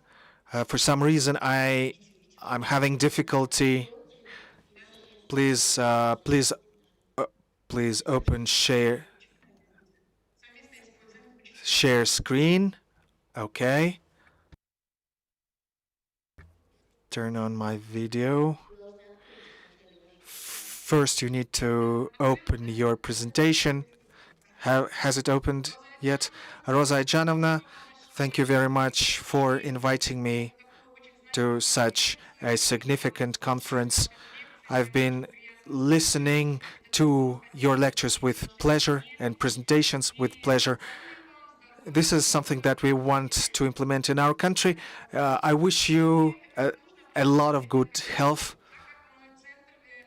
Since the Catamnesis Center that I lead works with risk group children and works on practical skills, we work with 15-20 children per day who are not yet disabled, but who can become ones one day.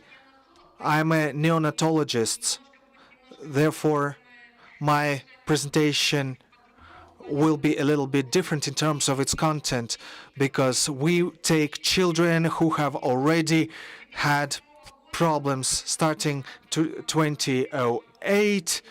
Our country has changed life delivery criteria, and we have started to, take care of premature children of 500 grams and more. And in these years, the mortality has gone down.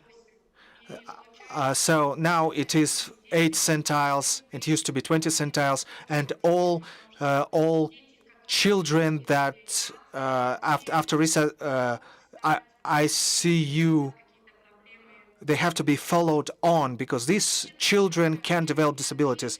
The American Committee for Pediatrics warns that these children have to be, that they're high risks and they have to be referred to specialized institutions that will observe their growth, neurological status, vision and hearing, behavior, language, socioeconomic status, family resources. According to the report of a European organization, the catamnetic centers develop in each country, develop in their own way. In China, up to 15 years. In Portugal, up to 5 years. Belgium, up to 8 years. Czech Republic can follow up children up to 2 years. So what is follow-up? It is retrospective observation. So, and they also develop mitigation programs. So this is pediatric monitoring, and here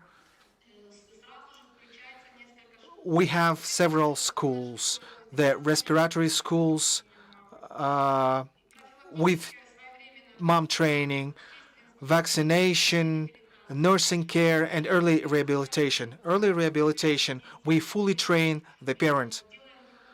We conduct diagnostics of the motoric disorders, and here we also include postural control and hydrotherapy, and this is all assigned to the family. How do we work?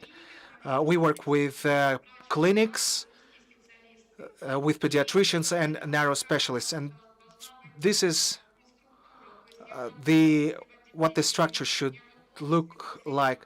Neonatologist, pediatrician, and narrow specialists. Indications for catamnestic follow-up. It is children that have possibility to become disabled. So if they meet the listed criteria, these children have to be followed up by, observed by physicians. Our center processes various children. The number of children grows annually. Look at 2016 and look at 2021. About 40 people with extremely low and very low body weights. A lot of them are palliative patients with a weight up to 1,000 grams. The numbers are growing, and the numbers are growing for children weighing up to 1,050 grams, and the main conditions leading to cerebral palsy. These are some medical conditions that move into cerebral palsy. This is a major problem of our country. We have so many problematic children. And if we take into account these issues listed here, these children also need monitoring. So what is palliative care?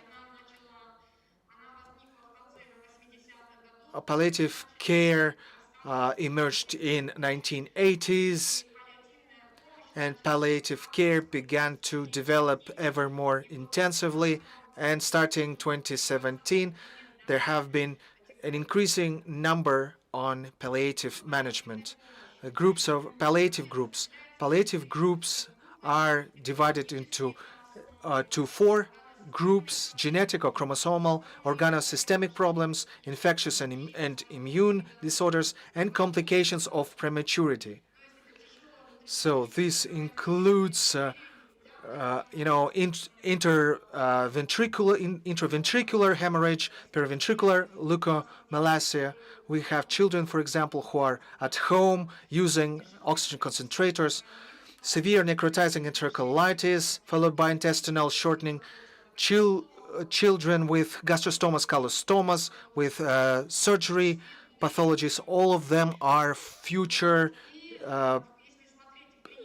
disabled people. And we have such patients who,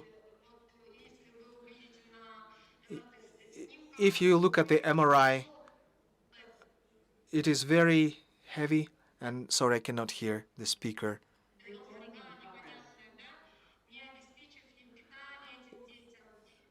So without due nutrition and monitoring from other narrow specialists, such children,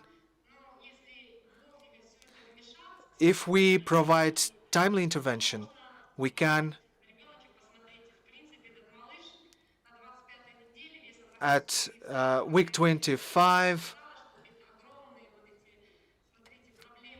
So these are major problems on the part of the central nervous system. This is a palliative patient. He has high chances of becoming a normal child,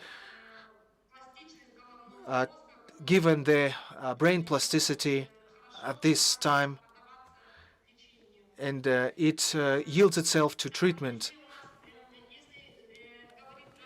Speaking of postural management, in our country, in all maternity hospitals, we have postural management. Postural management is skin-to-skin placement. So it starts with the ICU. The stabilization starts after the child's oxygen is stabilized, after the heart rate is stabilized, after septic problems are eliminated. The child is made to contact with their mother. This is the start of the postural management. They assess the child's readiness, and very important is the work of the heart, of the lungs, of oxygen saturation, thermoregulation, and activity is recorded every 5 minutes. The nurse evaluates the newborn's readiness for the kangaroo method. So these methods are very important at the maternity hospital stage. At maternity hospitals, the postural management is observed somehow the after the child is discharged. Postural management is not observed anymore, and children have chances of developing disabilities. Our center organizes postural management, and by training the mother at each stage, we can easily improve the quality of life of the patients. The use of special knowledge by from breastfeeding center in Norway. This is how postural management is implemented. The kangaroo method, when the child is put on the breast of the mother, the premature baby, and the so what do we do at our stage? This is our child with a very severe asphyxia. The child is sitting, as you can see. The child has a gastrostoma. Everything is done at home. It's a severe patient, severe case, but he can easily be managed at home if it's not the personal, but if the parents are and the family are trained to provide these conditions. Unfortunately, we all understand that this is not working in our country. So these are our children. We are not using costly equipment.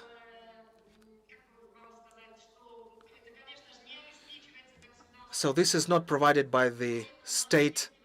Therefore, our children, look, we do with simple cardboard boxes. Most importantly, we meet the criteria that have to be used. So this is a girl. She is also on oxygen concentrator.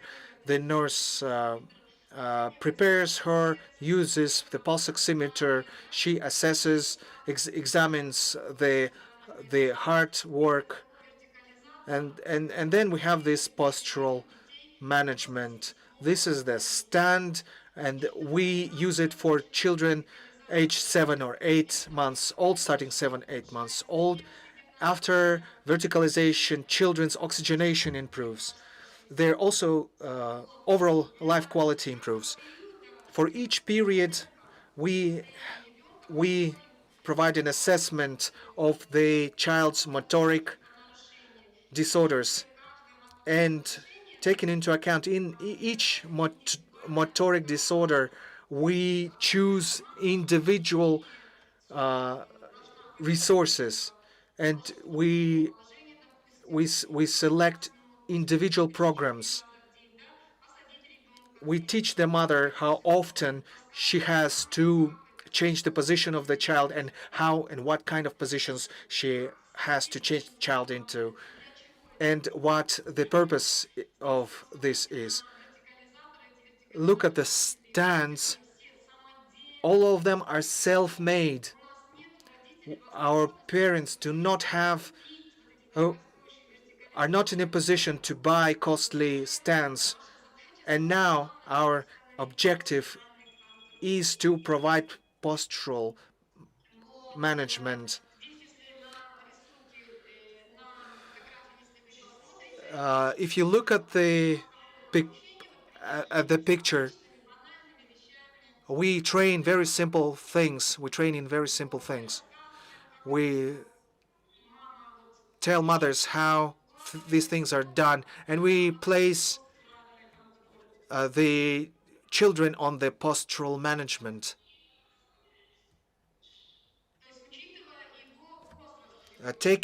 We take into account the child's age.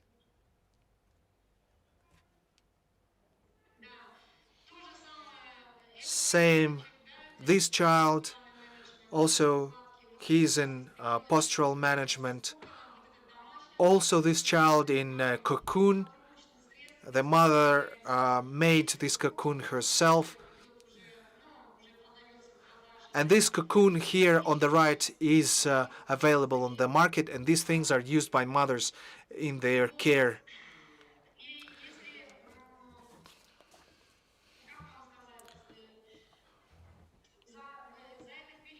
Over this period, over 6 years of our existence, we have consulted over 6,500 children. 70% of them are premature, extremely low body weight, 61%, very low body weight 30%, and low body weight 9%. If you look at the pictures, you will never think that 30% of these children use colostoma or gastrostoma. These are very severe children, but these children were provided with timely care. Their parents were trained in a timely manner, because our main resource is the parent. We have a room for postural management for parents. Each child has its own history, but I think every child has the right to quality of life. So that's it from me. That's a short presentation from me. Thank you. Thank you very much, Baljan Erlanovna. Pretty much this is it for our presentations today. We just have some topics for discussion left. Perhaps some things that we would want to do for the resolution. I think we listened to some informative presentations, and there were quite a few interesting suggestions. And this may be needed to inform further decisions, especially what Miss Irina was suggesting, to make a park where you have standards which would be temporarily given to children who need it. Maybe changing changes in requirements to using special equipment. Maybe we'll suggest some changes to the system of provision of special equipment. It is clear that the current system, the existing system, and the procedure of providing that support and providing that equipment is not perfect by far. So please, Baljan, could you switch off your screen sharing? And for all of those questions, volunteers can speak. Those online can also speak and make their suggestions. We have quite a lot of participants and those present here today.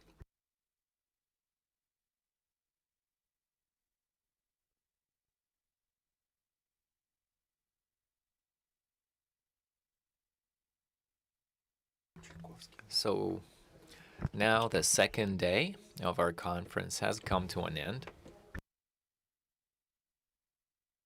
And I would like to, I guess, draw a conclusion. And I was asked this question that in the new law that was approved 26th of June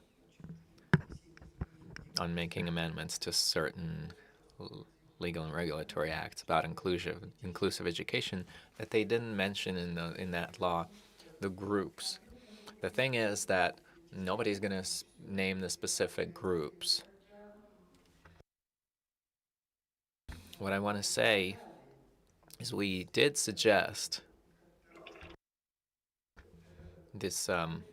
We did suggest to give a slightly different definition, but unfortunately, we were added to the working group later, and allegedly this was already it has already been had already been approved at that point, and we suggested to make a clarification and include the definition of children with the of the category with special education needs to that organization, the OECD.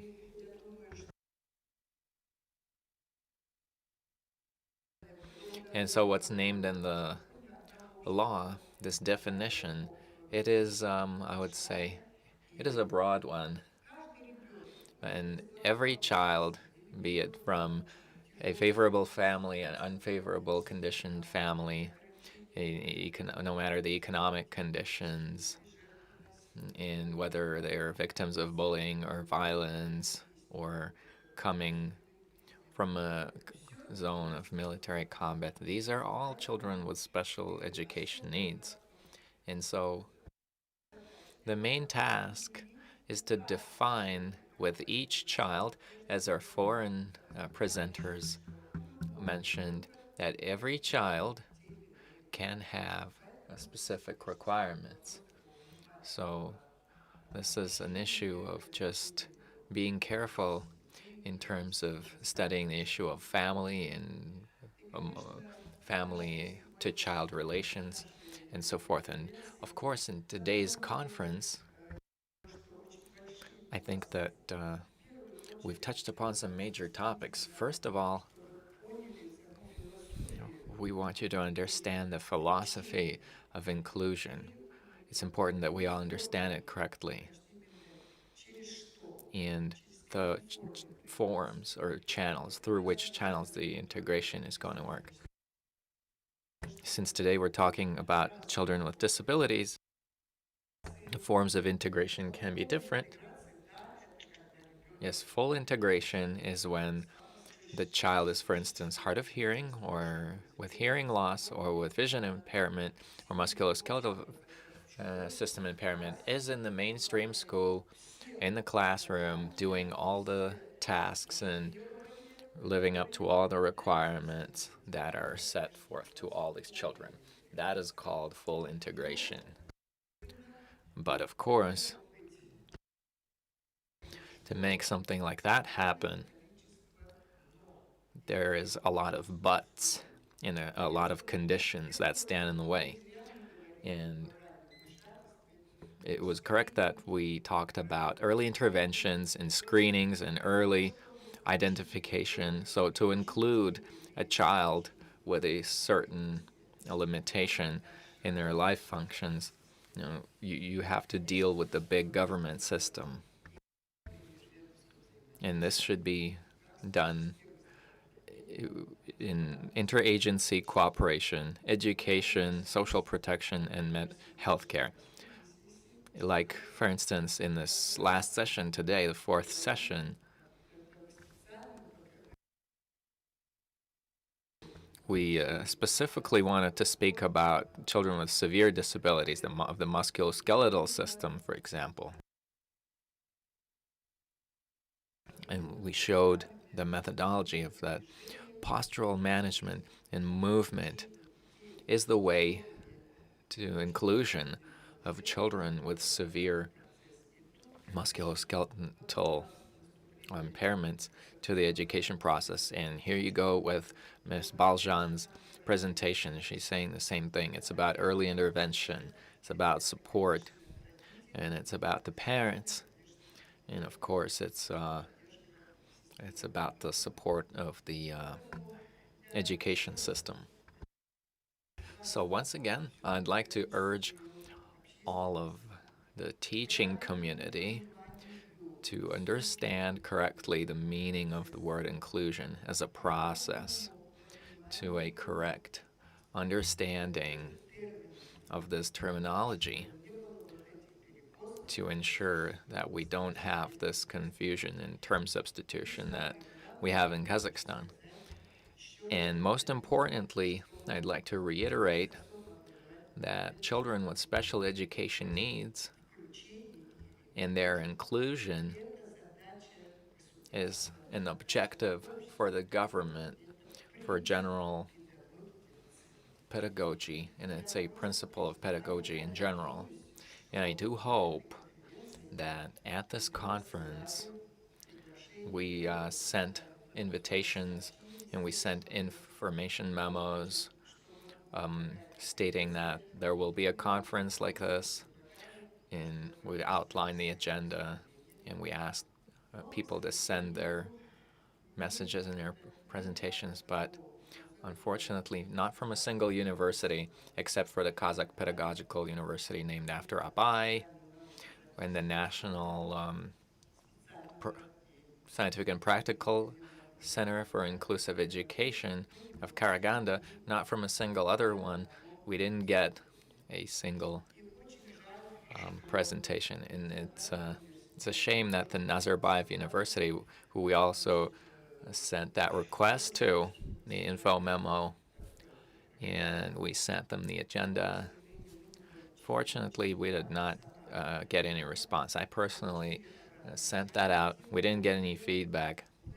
Besides, having listened to the 13th of August at the August hearings, we were listening to one of the teachers of the Nazarbayev University who was dealing in inclusive education, even published a book about Kazakhstan in English. It is sold abroad. I've seen that book. It's 90 euros.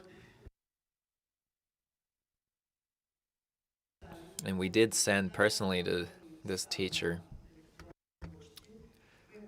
to that email that was specified, but there was no response. And this is why I urge the National Academy of Education, named after Altan Sarin. I call on the Nazarbayev University and Nazarbayev intellectual schools to please let's have this mutual platform where we can all together understand the meaning of inclusion, so that we don't have these deviations and confusion, so that we don't have a situation where in Kazakhstan nothing is being done for that. And I'd just like to say that any researcher and any scientist and just any rational person who would want, let's say, to do something new and believes that it's something new, they should study up on the history of that issue. It's about the ethics, research ethics, ethics of relations between specialists. And so I urge you, esteemed scientists, please study the experience that is present in Kazakhstan. Research the experience that is present in the post-Soviet bloc, and research what type of foundation we have, and can we, having seen something in England or in America, and being able to travel to the different countries and saying that they're doing this in Norway or they're doing that somewhere else, and bring that here, put it on the table and say, let's do that. I'm going to say once again to you, there's nothing more conservative than the science of pedagogy and teaching, because it has to do with people. It has to do with psychology, with a tradition, with mentality. And you have to understand that just the human body and the human psyche, it cannot just shift in 1 second to something new, because every person has their own outlook on the world. They have their own understanding of things, and they have their own opinion about life. And you have to be really careful about these things, and you have to take all of that into account. I mean, all of that is great. Borrowed experience since 1993. We've traveled to half the countries in the world, everybody you listened to today. These are all our partners who we've worked with for a long time. But nobody's trying to force things like any type of equipment, even that we bring into Kazakhstan. It's tried, and we pay people for them to work with this and to write medical recommendations, methodical recommendations. Only then we can say, okay, now you can start using that. Now you can start giving that to people. So I ask the non-governmental organizations to please, before you offer something or demand something, study up on this issue, whether that's possible. Don't try to force things, and try to be wise about this, because any novelty that allegedly that didn't work, let's say, it triggers resentment in society. And there's enough resentment in society as it is. But we need to learn how to kind of just coexist together and think about how to find a way out of this situation, because we're all one big family at the end of the day, and we all should know and how to listen to each other and how to hear each other. And I just like to say that at the end of our conference, after our conference, we will publish a compendium of articles about these issues discussed today at our conference today. I'd also like to say that I did not really get, we did not really get too many articles, and we'll give that some thought, of course. So I urge you, if you do have some experience, if you do have some materials that you can submit, of course, they will go through peer review. We do find a grain of something substantial in it. We'll work together on that, and hopefully we can make that into a great article that can be later put into the compendium. And we will now present to your attention a film that pretty much shows the history of the establishment of the system of special education in Kazakhstan. I'm guessing probably on a personal level, a personal experience level. And I also like to add that there's many people out today that say this is wrong or we just need that. But, all in terms of the history of the world, all of the rehabilitation equipment, you know, in we work with Germany, people who used to deal in agricultural machinery. This person, he found out that he was sick and he started doing rehabilitation equipment. He lived until 80 years old, and people were telling him that you won't make it past 40. This is what it's about. The will power, the will to live is what, life is driven by those to who destiny made them run into a problem, or their loved ones ran into a problem. So let's try to not be out there on the sidelines and just say, we don't have that, or it's this person's fault, or it's Arjan's fault. Let's just try to think about that, what we can do in order to help in order for other people to be able to use your experience to their advantage. So this is the film, and all of the presentations today. We will, of course, study further, and we will put together a resolution for analytical purposes for the ministries. Hopefully they will study this experience too, and possibly make some corrections to what they do. So thank you very much to all participants. All the best. Wishing you good health and inviting you to watch this film. Once again, on behalf of the conference participants, allow me to congratulate you, Miss Rosa, with these 2 dates. You're still young. I wish you many more years of health and work to come. Fruitful life, creative work, and let's watch this film.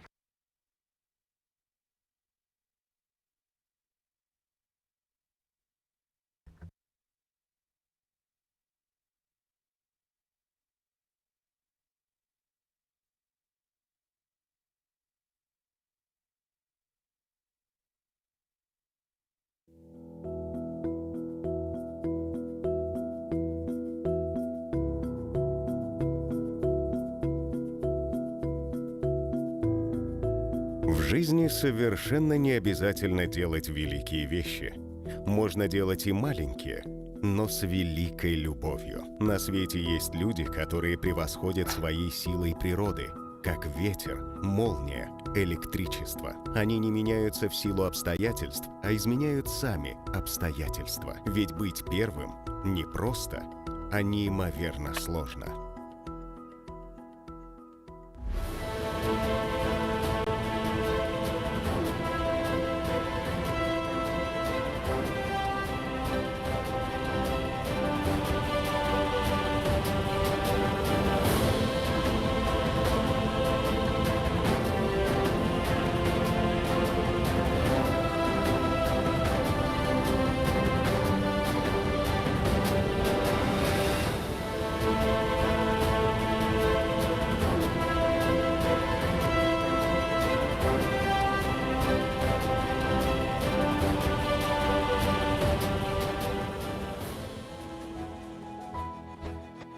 В Казахстане в 1992 году открылся первый республиканский научно-практический центр социальной адаптации и трудовой реабилитации детей с ограниченными возможностями, основатель и руководитель которого Роза Айджановна Сулейменова, прогрессивный ученый, доктор педагогических наук, профессор, первый и ключевой топ-менеджер в системе специального образования в Казахстане. Это конец 90-х годов, очень трудные годы. Розе Жанне удалось, благодаря той смелости идеи, которая у нее существовала, активности, такого, знаете, напорства, наверное. И все эти качества помогали ей в те трудные времена создать центр для детей с ограниченными возможностями. Я думаю, что Розе Жанне стоит поменять фамилию на фамилию первая. Ну, любой Брынча. Почему? Потому что она первая вообще. Первая в Казахстане доктор по коррекционной педагогике. Я вторая. Она мой первый научный руководитель моей дипломной работы. Роза Айджан — это глыба, которая еще до сих пор, в общем-то, вносит свой огромный вклад. И я думаю, что именно специальное образование, специальная педагогика, вот благодаря именно этой личности в Казахстане. Ни одна общественная организация, ни один политик или там какой-то общественный деятель, блогер популярный, так называемый лидер общественного мнения, не сможет сделать ничего, если рядом не будут стоять профессионалы. Это человек, который, по сути, боец, правдолюб, лидер и идейный вдохновитель. Это чудо в том, что Роза Айджанова появилась в моей жизни. И как она мне последнее время часто говорит, Неля, никогда нельзя опасовать перед неучами и невежами, не сдавайся. Центр «Сатор» — это в первую очередь Роза Айджановна Сулейменова, потому что именно она и ее супруг Майдан Кутуарыч Сулейменов, именно они являются создателями центра «Сатор», они его основали. Они все являются и сердцем, и двигателем «Сатора». Что она сделала, это центр «Сатор» и закон, это достаточно, чтобы поставить памятник. 90-е годы прошлого века – время кризиса и перемен. За 30 лет независимости республики Казахстан добился значительных перемен. Преобразования во всех областях, в том числе и в образовании, начались в эти годы с появлением понятий права человека, права ребенка, права инвалида. С помощью практического и научного опыта, открытий в психологии, педагогике, науке, осмыслив современное состояние в специальном образовании, Роза Айджановна Сулейменова сумела найти путь и создать в Казахстане систему коррекционно-развивающей поддержки детей раннего возраста, которая была закреплена в 2002 году в Законе о социальной и медико-педагогической коррекционной поддержке детей с ограниченными возможностями. Вся эта работа, именно создание диагностико-консультативной службы, начинающей со скрининга психофизического развития, это, значит, новые виды организации, как это реабилитационный центр, но реабилитационный центр, он большой, а мы хотели, чтобы это было где-то в шаговой доступности, чтобы в каждом микрорайоне или в селе могли открыть. И мы сделали как бы... Это тот же центр, но он как мини, и назвали его кабинетом психолого-педагогической коррекции, куда могли принимать детей с различными нарушениями, но там должны были работать, конечно, разного профиля специальной педагогии. И вот я говорю, все это было результатом научно-исследовательской работы. И, конечно, защищены были кандидатские диссертации по диагностике, консультативной службе, по скринингу, по всему. И все это вошло в закон. Этот центр, я скажу вам, на сегодня до сих пор в Казахстане остается уникальным. Почему? Потому что здесь соединились именно практика, наука, методология. Нашими учеными проводятся различные исследования. Методистами разрабатываются методические рекомендации для педагогов по обучению детей, разрабатываются программы по обучению детей с ограниченными возможностями. У нас, помимо этого, мы ежегодно более 1000 детей проводим реабилитацию, консультирование, реабилитация. Здесь у нас специалисты совместно с учеными внедряют новые технологии, и потом все это ложится в основу научных работ, методических рекомендаций и, конечно же, нормативно-правовых актов.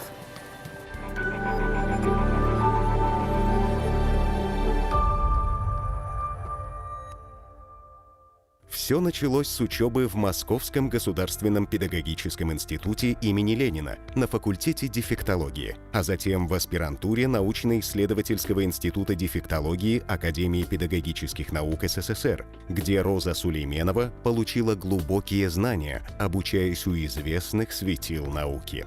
Я, поступив в аспирантуру в 70-м году, испытала все, какие возможны трудности могут быть у аспирантов. В конце первого года поменяли тему научного исследования. В конце второго года умер мой научный руководитель в июле месяце. И то есть стал вопрос вообще, возьмет ли меня кто-нибудь к себе быть научным руководителем, потому что это, конечно, это был большой труд. 1972 год, Москва, горит торф, горит все. И, в общем-то, мне дают задание, что забирают то, что я как бы наваяла за это время и за год. Вот. И дает мне задание, чтобы я выполнила и так далее. Возвращается осенью будущий мой научный руководитель Борис Израилевич Шпинский. И потом, значит, прочитав то, что я ему уже написала, я говорю, ну ладно, идите, оформляйте, я согласен быть научным руководителем. И, конечно, мне 24 года, или там, значит, то есть я пошла в туалете, стала рыдать. Это приходит, и как раз в туалет заходит ученый-секретарь, говорит, ты что плачешь? Я говорю, он согласен. Это, кто? Борис Израилевич. Дурочка, перестань плакать, пойдем быстро. Говорит, пока не передумал, оформим научное руководство. Я этот пример просто привожу, какие там были люди, что это вот, знаете, такое вот сопереживание. Помню Розу, очень активную, деятельную, участвующую во всех студенческих мероприятиях. Эта база послужила, как я думаю, и основой дальнейшей организационной и научной работы Розы Айджановны. которая впоследствии успешно защитила докторскую диссертацию, стала одним из значимых специалистов в области специальной педагогики. Во время учебы в аспирантуре и после ее окончания в Москве, вдали от родных, Роза Сулейменова прошла школу выживания. Без прописки, жилья и денег. Но ее упорство всегда было проявлением уверенности в собственных силах. Конечно, это были совершенно тяжелые времена. Во-первых, уже ни стипендий, прописки нет, ничего. Но я себе дала слово, что я пока это не защищусь, я не уеду из Москвы. И вот представьте себе, живу в Москве без прописки, без денег, без всего, но директор института пошла на то, чтобы они меня взяли на время декретного отпуска младшим научным сотрудником. И сказали, давай, заканчивай свою работу. Все, будучи в аспирантуре, я мыла со своей подругой, такой же аспиранткой, ныне профессором сурдопедагогики. Мы мыли полы в РОВД.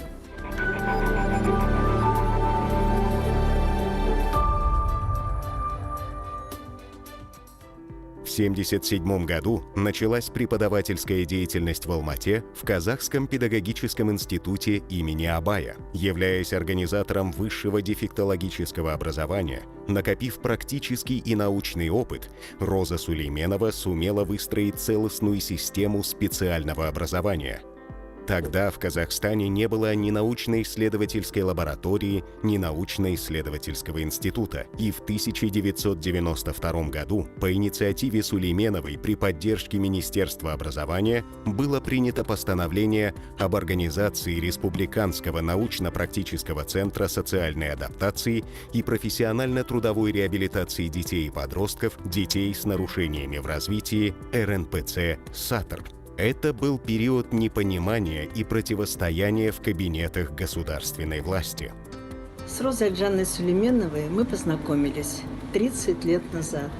И оказалось, что эта встреча судьбоносная. Все эти годы мы постоянно пересекались, и я думаю, что для меня это было очень важно, потому что многое поменяло в моем миропредставлении, в моем понимании тех глубин, которые есть в реальности. Роза Алджанна меня настолько глубоко посвящала во всю эту проблематику, в эту тему, что я решила как-то повлиять на соцучреждения государственные, которые занимаются аналогичными проблемами.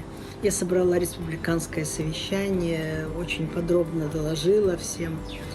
И в ответ, что я услышала, это при полной поддержке всех присутствовавших, что это невозможно, потому что для людей, работающих, специалистов, работающих в неправительственном секторе, в некоммерческих организациях, это выбор жизни, это любовь, которую они отдают своим подопечным. Мы же приходим на работу. И так работать мы не можем. Вообще не было никакого понимания. И когда я пришла, не буду называть фамилию, тогда был министр образования, пришла и стала говорить о том, что необходимы как-то дети без учебников. В советское время вся система специального образования проходила на русском языке. И только вот даже литовцы меня удивлялись, и мне говорят, а что ваши казахи, говорят, умственно отстало учатся, говорят, на русском языке? Я говорю, да, так оно было. И когда я пришла и стала говорить с министром образования, пришла с коллегой своей, Утшан Кудайбергеновной Умирбековой, он мне сказал, что по-казахски это так звучит, «Бізден сау балаларға оқулы жазалмай дұрыс оқулы жазалмай жүргенде мы для нормальных детей не можем создать учебники, а ты пришла с таким». Ну, конечно, я человек эмоциональный, я прямо аж вскочила, и меня это Утшан Кудайберген так тихо, типа, может, чуть ли не глаза не выцарапала этому министру. Ну и все, я тогда встала, не дала даже закончить ему эту фразу и сказала, да простит меня Всевышний. Я сказала, вы, наверное, говорю, не поймете этих вещей до тех пор, пока у вас самих, говорю, не будет. Хотя никто, говорю, не застрахован в этой жизни Так ушла, хлопнула дверь, и на этом закончилось. Но министры менялись, меняются до сих пор, каждые 2-3 года. Ну, центр живет, мы живем, работаем. Началась колоссальная работа в преодолении трудностей. Ведь отсутствовало финансирование, не было нормативно-правовой базы и, что очень важно, не было помещения. Тогда начинали работать на квартире у Розы Айджановны. Она исходила километры по Алмате, чтобы найти место. С большим трудом Госкомимущество выделило здание детского сада биокомбината, но желающих отнять помещение в центре города было у многих. Я просто вспоминаю эти лихие 90-е. Мы где-то по очереди ночуем в этом детском саду, и звонит мне, она врач, в общем-то, все. Звонит, это Гульнур Юсен, говорит: Роза, в 12 часов ночи приехал грузовик и хотят вывозить это. Я говорю: вызывай милицию, вызывай полицию. В общем, она вызывает. Мы все вскакиваем. Я еду, значит, в общем-то, такси ничего особого нет. Добираемся, и представьте себе, привезли грузовик для того, чтобы вот просто вывезти. Да там вывозить-то нечего. Господи, ковры все старые, в общем-то, все. Это просто штрих, видимо, вот, знаете, к тому, что происходит вот в такое время. Вот. Ну, ничего, отстояли.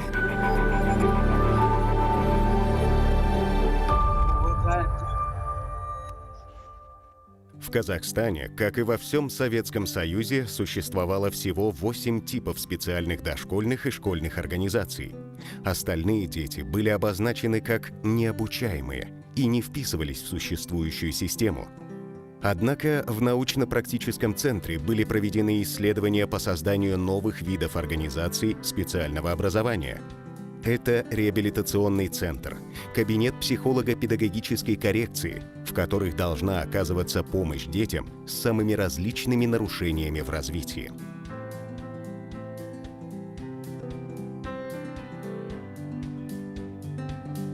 Если в 1992 году была наша единственная республиканская психолого-медико-педагогическая консультация, сейчас это уже 70. Если был наш первый реабилитационный центр, то сейчас их около 3. Это самое сейчас в системе, я только хочу сказать, только в системе образования, хотя они есть и в системе соцзащиты, в рамках реализации специальных социальных услуг, и есть даже в системе здравоохранения, но там все, видимо, где-то. Это другая история, вопросы содержания и все.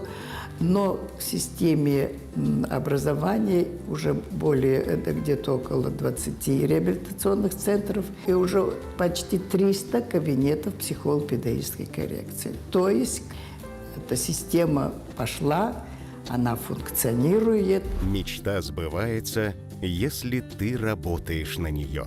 И Роза Айджановна с командой специалистов осуществила давнюю мечту в области сурдологии. В центре САТР открыт современный сурдологический кабинет, занимающийся вопросами диагностики нарушений слуха и слухопротезирования.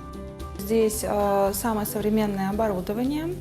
Вообще здесь созданы все условия для того, чтобы проводить диагностику слуха, как взрослым, так и детям. То есть у нас есть кабинет аудиометрии, где мы проводим тональную пороговую аудиометрию, ну и разные другие виды, в том числе речевую, которая необходима для взрослых, для установления вида и степени потери слуха. И также у детей мы можем проверить настройку слухового аппарата, настройку речевого процессора системы кохлеарной имплантации. Осуществляем подбор, настройку слуховых аппаратов и сервисное обслуживание. У нас есть отдельная техническая часть, где также изготовляются вкладыши внутриушные. Слух постепенно, допустим, у нас ухудшается, и люди привыкают к тому недослышиванию. И когда они одевают слуховые аппараты, буря эмоций вот этих вот, честно говоря, они вызывают восторг. Когда люди видят, насколько они недослышивали и как их жизнь меняется в лучшую сторону. Я сейчас тороплюсь на операцию кохлеарной имплантации, что данный метод есть стране, что система наконец-то выстроилась, она работает, и сотни детей каждый год могут получать помощь, получать слух. Это заслуга Розы Айджановны. Центр «Сатр» проводил в Казахстане в течение 5 лет школу эпилепсии совместно с Хайдельбергским университетом Германии, что позволило изучить современные методы лечения и работы с родителями детей с эпилепсией. Было непросто, но все же удалось снять существовавший еще при Советском Союзе запрет на обучение таких детей в школе. Ведь раньше дети с таким диагнозом обучались в домашних условиях. Я думаю, что помощь нашего отделения заключается в том, чтобы прежде всего достичь контроля над приступами. Да? То есть мы консультируем и назначаем препараты, согласовывая с родителями нашу тактику. И, естественно, это не какая-то первая консультация, да? Одна консультация. То есть это наблюдение. Наблюдение, оно предполагает периодические встречи, обсуждения. И в том случае, если мы достигаем какого-то полного контроля над приступами, то у ребенка не должно быть ограничений. То есть он должен быть как все дети. Ходить в школу, ходить в детский сад, ну, в зависимости от возраста. То есть заниматься спортом. То есть у него не должно быть, по сути, ограничений. Опыт работы с детьми, страдающими эпилепсией, это опыт inclusion, то есть включение детей с особыми образовательными потребностями в процесс обучения. В этой области необходима экспертность, поэтому для многих Роза Айджановна – жизненно важный педагог. У меня у брата аутизм, он был маленький, мы искали все возможности ему помочь. И тогда, кроме центра «Сатр», не было места, куда можно было обратиться. И несколько лет специалисты «Сатра» нам помогали, АОС туда ходил, они давали нам бесценные советы. И, конечно, их вклад вот в то, в каком состоянии сейчас мой брат, он очень большой. Но я тогда не знала, что за созданием этого центра стоит Роза Айджановна Сулейменова. Вот. А потом, когда уже у нас появился фонд, и мы стали помогать детям с самыми разными диагнозами, с самыми разными видами инвалидностей. Для меня Роза Айджановна была как какое-то недосягаемое светило, такой великий человек. Вот. И здесь, конечно, то, что Сатр работает до сих пор, то, что он как центр, и Роза Айджановна лично, и вся команда сделали для Казахстана, переоценить невозможно. И они всегда вкладывают в своих специалистов новые знания, образовывают их дополнительно. И я знаю, что это специалисты очень классные. Мы сейчас приехали сюда на обследование, получаем ЭЭГ. Мы из Тараза. У нас в городе тоже проводят ЭЭГ, но, к сожалению, у меня нет доверия к расшифровке тех результатов, которые будут получены. А здесь я знаю, что я получу действительно верный результат, и потом мне подскажут путь для дальнейших действий, потому что я им доверяю.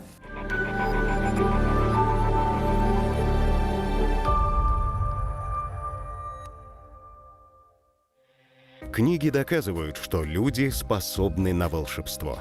Особенно, если они предназначены для детей с различными нарушениями зрения и слуха. Ежегодно Центр «Сатр» выпускает более 30 наименований учебной, методической, справочной литературы. С 2017 года организация разработала свыше 100 наименований учебно-методических комплексов для разных категорий учащихся с нарушениями в развитии зрения и интеллекта. Впервые в Казахстане команда учителей-предметников, редакторов-тифлопедагогов, верстальщиков и технических редакторов для незрячих и слабовидящих детей выпускают учебники на казахском и русском языках, расширяя границы знаний.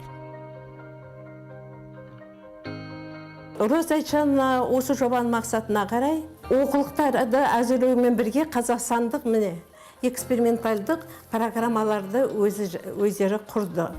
Бұл осы бағдарламаның негізінде оқу әдістемелік кешендер әзірленді. Бұл Қазақстанның тарихында бірінші әліпби зерде даму бұзылыстары бар балаларға арналған, міне есту қабілеті бұзылған балаларға арналған оқулықтар әзірлене бастады. Бұл Роза Айтжанова өзі автор болып математика пәнінің оқулығын, жұмыс дәптерін, әдістеме құралын әзірлеп шығарды. Центр «Сатр» — это творческая лаборатория, которая работает над созданием учебных материалов по системе Брайля с набором укрупненного шрифта для слабовидящих детей. Центр «Сатр» впервые в Казахстане выпускает учебники для незрячих детей. Это книги укрупненным шрифтом и рельефно-точечным шрифтом на русском и казахском языках. Отличие наших учебников: если учебники в общеобразовательной школе состоят из одной из двух книг, то наши книги, они объемные. Например, учебник «Математика» для 4 класса. Она идет в 9 книгах. Я сама незрячая и верстаю учебники. Я беру вордовский материал, импортирую его, мы выбираем Казах Basic, затем конвертирую на Брайль и начинаю редактировать. Я по образованию тифлопедагог, учитель начальных классов для детей с нарушениями зрения. Мне нравится то, что могу, во-первых, помочь людям, таким же, как я, незрячим детям, для того, чтобы они могли по этим же учебникам получить образование. В течение дня я проверстываю 120-140 страниц. То есть ввожу правки, оформляю. В общем, как положено в учебнике. Знаки все вот эти, соблюдаю эти правила оформления учебника.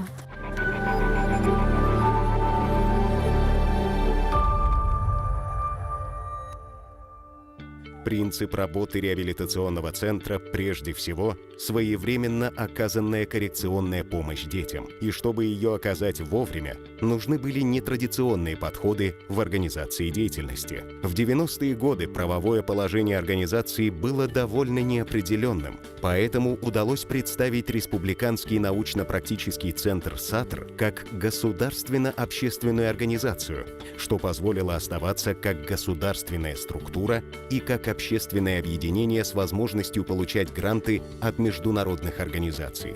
Однако с принятием Гражданского кодекса в 1994 году юридические лица разделились на государственные и частные. Республиканский научно-практический центр «Сатр» стал функционировать как государственный, а с 2004 года был переименован в Национальный научно-практический центр коррекционной педагогики. В 1996 году было организовано общественное объединение «Центр Сатр», которое возглавляла Роза Айджановна. В 2009 году объединение было преобразовано в ТОО «Центр Сатр», а в 2008 году Роза Сулейменова оставила должность директора Национального научно-практического центра и передала его своим ученикам. Мы изучили, ездили, допустим, в Англию, некоторые специалисты в Америку, изучали этот опыт. Не все, конечно, в тех моделях западных, которые существуют, нам подходит, и мы адаптировали эту модель для работы нашего центра. Собралась команда специалистов, которая провела исследовательскую работу. Мы научились разрабатывать первый раз это индивидуально развивающие программы. Сегодня мы очень горды тем, наверное, что на территории Казахстана все кабинеты коррекции, реабилитационные центры системы специального образования работают по той индивидуальной программе, которую мы апробировали и разработали в центре «Сатр». Эта модель работает, все переобучились специалисты. И многие согласны с тем, что это самое актуальное на сегодняшний день – это работа по индивидуальным развивающим программам для всех детей.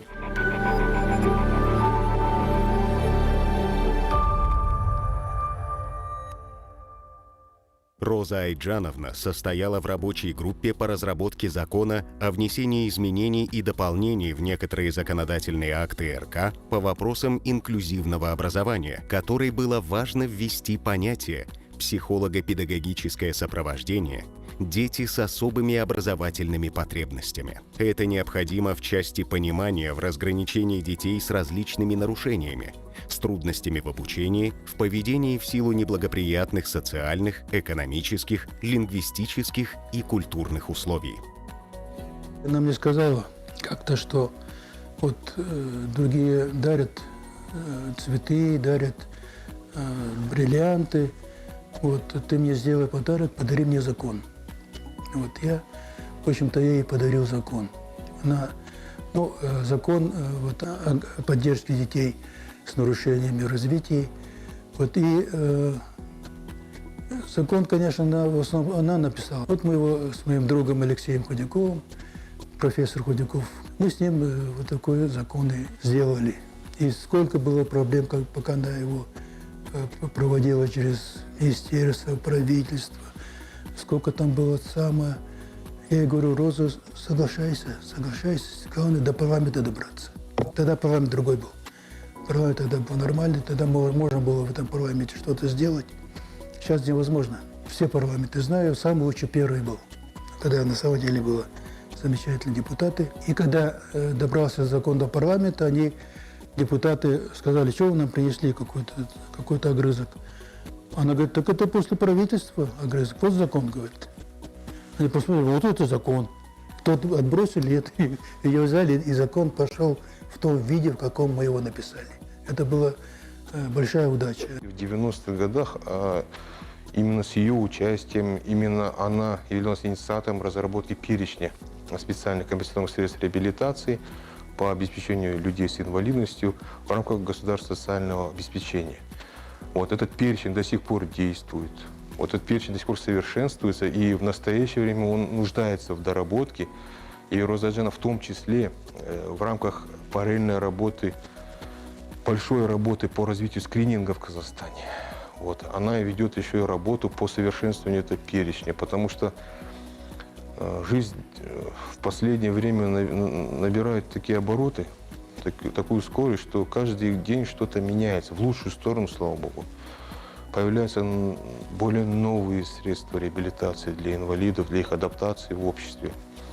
Вот, и наш перечень казахстанский, он не исключение. Перечень очень хороший. Почему? Потому что он очень широкий. Вот. Я не знаю, чтобы в постсоветском каком-либо государстве был аналогичный перечень. Во всех других странах он более узкий. Это было наше первое путешествие в Казахстан, и мы были впечатлены не только от страны, но особенно центра Сатра.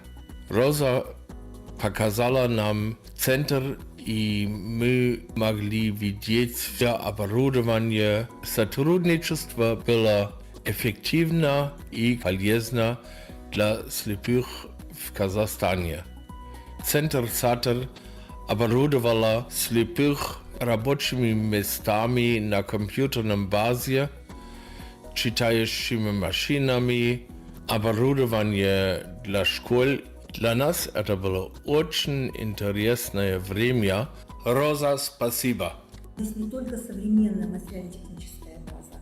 Коллектив работает по различным направлениям, в числе которых проведение курсов повышения квалификации и знакомство с прогрессивными методиками, разработка и издание учебно-методической литературы, изготовление оборудования, научно-исследовательские изыскания. Мы обучаемся у коллег, изучая лучший отечественный и зарубежный опыт.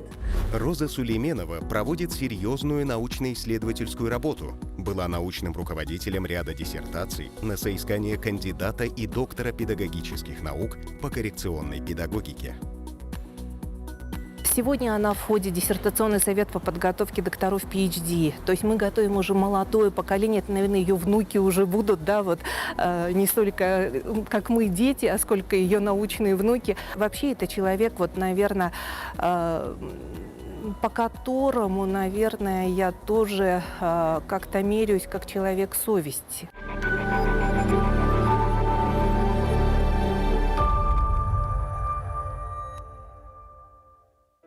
В семье говорят: делайте то, что делает вас счастливыми. Семья для Розы Айджановны – это дыхание, которое невозможно перекрыть. Супруг Майдан Кунтуарович Сулейменов – известный ученый, доктор юридических наук, профессор, академик Национальной академии наук Республики Казахстан. Для них смысл семейных ценностей состоит в том, чтобы быть во всем вместе.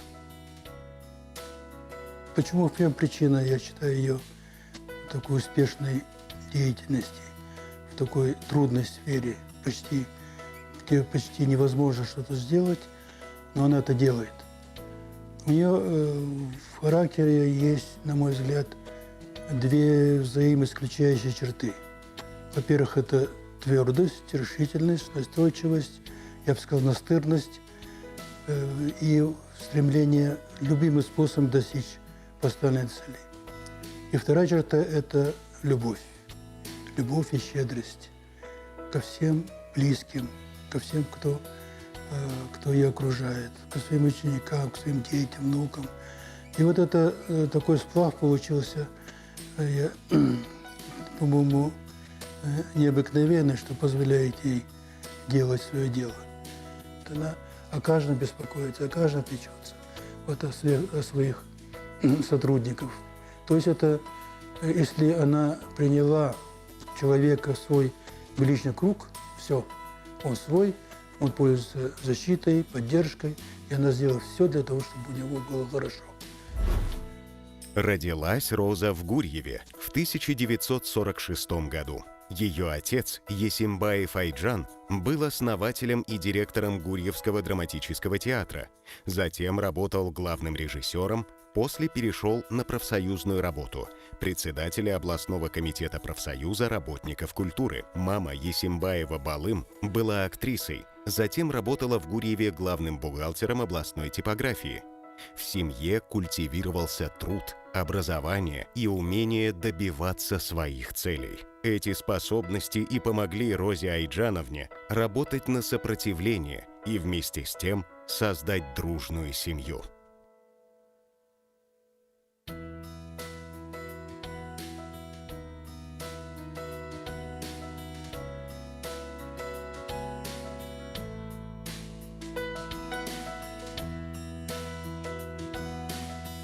Предположим, если у меня что-то не получается, то у меня как бы какой-то как сопротивление, что ли, как какой-то протест, почему же оно не получается, когда это нужно. Достижение любой цели, хоть маленькой, хоть большой, это труд. И, наверное, в первую очередь, это соотнести твои возможности с ожидаемыми результатами. В психологии есть понятие уровень притязания и самооценки. Поэтому чтобы не было этой ошибки, это очень важный момент.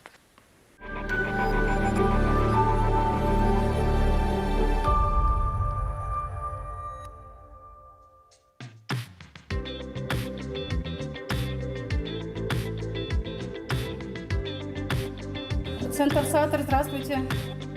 2021 год юбилейный. Центру «Сатор» 25 лет. Розе Айджановне 75. Все они живут по принципу «понять значит любить». Понять значит простить. Понять значит помочь. Мне хотелось бы пожелать всему коллективу благополучия, успехов, финансовой стабильности в наше время. Поздравить Розу Айджановну с днем рождения тоже, пожелать разумного долголетия. Огромного здоровья. Желаю, чтобы вы вот так же были с нами, чтобы вы нас также консультировали, вели по жизни, чтобы все время мы ощущали вашу поддержку, процветания, мира вам, вашему детищу. Не знаю даже, куда показать, потому что 2 детища одновременно, то есть и Национальный научно-практический центр коррекционной педагогики, и центр «Сатор». То, что я сейчас спокойно говорю на камеру, при том, что у меня есть небольшое нарушение речи, это я считаю, что это ее заслуга. Она мой вдохновитель, она дарит нам молодым специалистам, которые с ней работает уверенность, веру во что-то светлое, хорошее и бесконечно важное.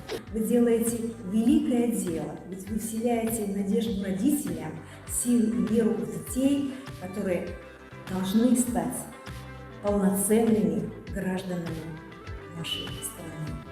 Я желаю вам просто могучего здоровья, потому что нам очень много работы нужно сделать в Казахстане. И помимо того, что вы, безусловно, нужны вашим родным и близким, вы очень нужны нашей стране. Поэтому все должны вас беречь, оберегать, всячески поддерживать, для того, чтобы вы могли иметь много времени для того, чтобы не только добиться вот тех целей, которые мы поставили все вместе, но и насладиться тем, как они будут воплощаться. Честно говоря, я просто кайфую от своей работы. Спасибо нашему центру, всем дальнейших успехов. Я всегда говорю Майдан Туаровичу и говорю Юру Зайджане, что для меня великое счастье, что я живу в одно историческое время вместе с ними. Поэтому вот и хотел бы им пожелать крепкого здоровья. Вот пусть их эта энергия атомная, вот это вот творение, созидание в нашем Казахстане, и творчество, и науки, и развитие нормотворчества, пусть оно всегда у них не иссякает, пусть всегда бьет ключом. Дальнейшего процветания. Вы много сделали, вы много добились, вы празднуете славный юбилей. Я думаю, впереди еще больше успехов, поэтому вперед к успехам под руководством Розы Айджановны. Центр наш, несмотря на то, что люди в нем взрослеют, чтобы в центр приходили новые люди, а те, которые уже наши взрослые и даже молодые пенсионерки, были здоровы и работали, могли работать и еще очень-очень долго, потому что бесценный опыт, который они имеют, это практически все. Я желаю всем своим сотрудникам, в первую очередь, конечно, долгие лета, именно долгие лета здоровья в кругу родных и близких людей. И, конечно, чтобы мы были долго вместе. Сила природы Розы Айджановны Сулейменовой в ее обаянии ума. У нее нет лучшего макияжа, чем счастье в ее глазах. Ее команда – профессионалы центра «Сатр». Они 25 лет держатся вместе, и это прогресс. Работают вместе, и это успех. Они первые, ведь они дарят детям маленькое чудо.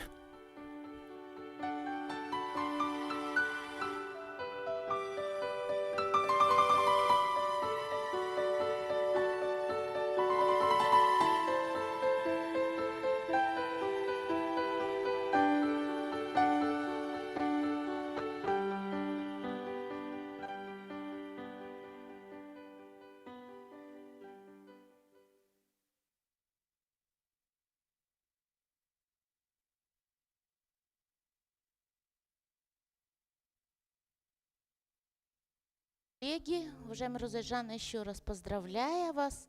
Разрешите сегодняшнее заседание секционное и вообще конференцию двухдневную. Разрешите завершить. Большое, огромное спасибо всем участникам, как и очно, так и тем, кто участвовал в заочном формате. Еще раз большое спасибо. Еще раз, Роза Айджановна, долгих лет вам жизни, здоровья, благополучия вам, вашему детищу, вашей семье, вашим родным и близким.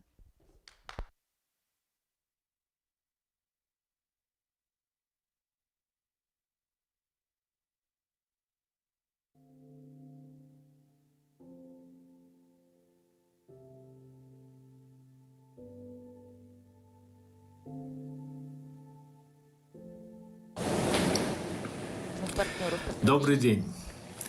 Дорогая Роза Айджановна, дорогие друзья и коллеги, в своем видеообращении я хочу поздравить Розу Айджановну с прошедшим юбилеем и всех вас с 25-летием центра «Сатр». 15 лет назад мы вместе праздновали десятилетие центра «Сатр и подписали договор о сотрудничестве между фирмой «Модель» и центром «Сатр». За эти 15 лет была проведена огромная работа, и благодаря вашему профессионализму, вашему энтузиазму и под руководством Розы Аджановны вы полностью изменили картину Казахстана в плане сурдологической помощи. Теперь вы работаете на современном уровне, и вы можете гордиться тем, что вы сделали за это короткое время. Я надеюсь, что в скором времени мы с вами увидимся, обнимемся и отпразднуем все те праздники, которые мы не смогли отпраздновать по независящим от нас причинам.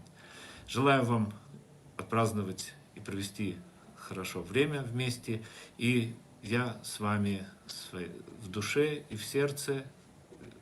Всего вам доброго, всего вам хорошего. До скорой встречи.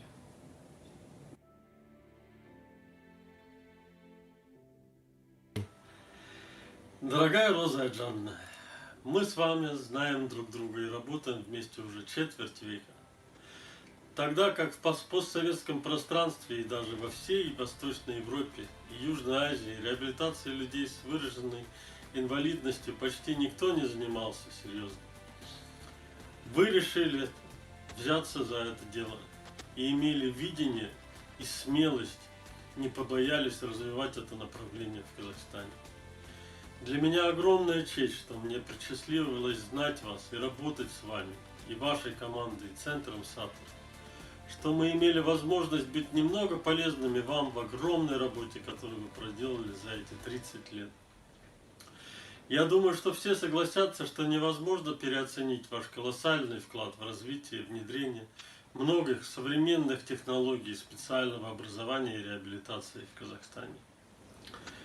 Вы не перестаете удивлять всех своей энергичностью, радостью, постоянным потоком новых инновационных идей и начинаний. До сих пор продолжаете быть движущей силой вашего центра. В этот праздничный день я очень рад поздравить вас и ваш центр с вашим юбилеем. Желаю вам и всем, кого я знаю в центре, Анар, Рустему, Кульбустан и всей команде САТР, доброго здоровья, всяческих благ и Божьего благословения на многие годы продолжения плодотворной работы и богоугодных добрых дел, которые вы делаете. Спасибо вам.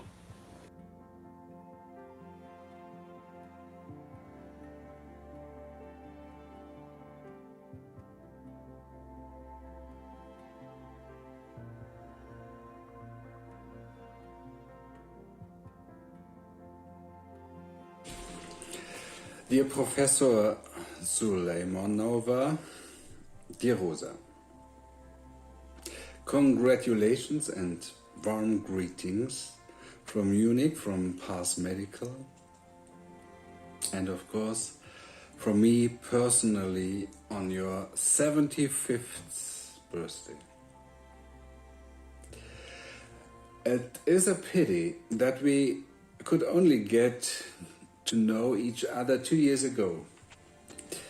With your energy and your loving nature, one cannot go wrong in the world. I hope you will have many more years to enjoy your past successes, your future work, and your wonderful family to the full. A deep bow just for you. Уважаемая Роза, глубокий поклон только для вас.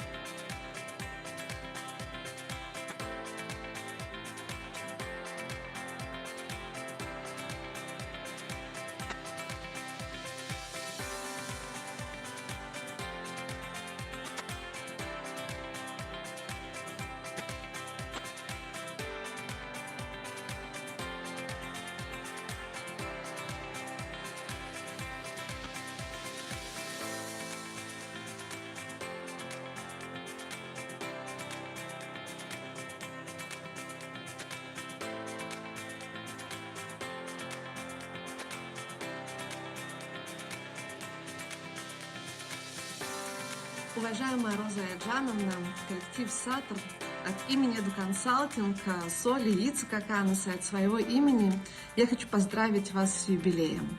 Я вот только сейчас подумала, что это, наверное, впервые за последние годы, когда я это делаю посредством видеосообщения, и да, это новая реальность, в которой мы живем. Мне хочется очень пожелать вам здоровья. Мы как никогда оценили его важность. Мне хочется пожелать здоровья, которого хватало бы на реализацию, воплощение всех тех важных инициатив, которыми вы занимаетесь. Я знаю, насколько это непросто проходить тот путь, внедрять, менять, придумывать что-то новое, исправлять. И это, правда, очень такой трудоемкий, энергозатратный процесс.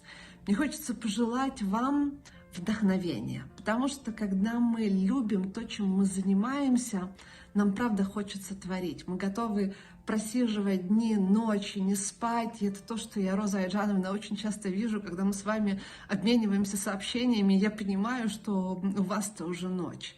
Я желаю всем вам, безусловно, благополучия и счастья в ваших семьях, потому что когда мы знаем, что закрыты наши тылы, то мы можем посвящать себя вот такой вот работе, которая нужна обществу для того, чтобы мы что-то меняли, для того, чтобы мы делали образование более доступным для людей. Еще раз с юбилеем.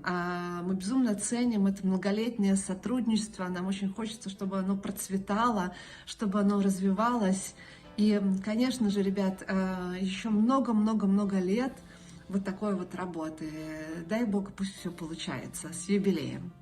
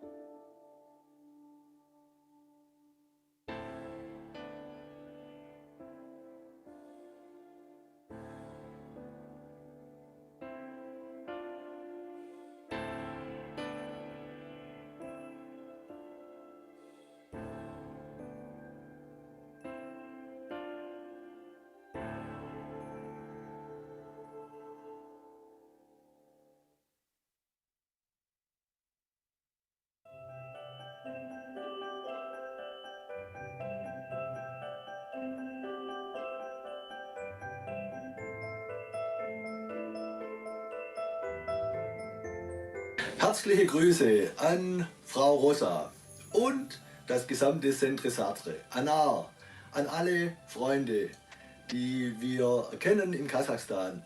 Herzliche Grüße von uns, von Herrn Butzke, von Christine und von mir, Thilo. Gerne erinnere ich mich an viele schöne Stunden Therapie und gemeinsame Ausflüge in Kasachstan. Wir waren so begeistert von den freundlichen Menschen in Kasachstan und den engagierten Eltern, die mit ihren Kindern zu uns kamen für Therapieideen und für Anleitung und Beratung. Wir waren mit einem Therapieteam gemeinsam mit Ärzten unterwegs. Die Ärzte haben viele Fortbildungen gegeben für Kinder mit Epilepsie und wir haben die Therapie vorangebracht und Therapieideen aus Deutschland weitergegeben. Wir sind seit einiger Zeit in Russland unterwegs, immer etwa einmal im Jahr, und machen dort mit Eltern zusammen Workshops, um die Therapie auch in Russland voranzubringen und unsere Therapieauffassung weiterzugeben. Wir haben eine Broschüre geschrieben für Eltern mit Kindern, die eine Behinderung haben.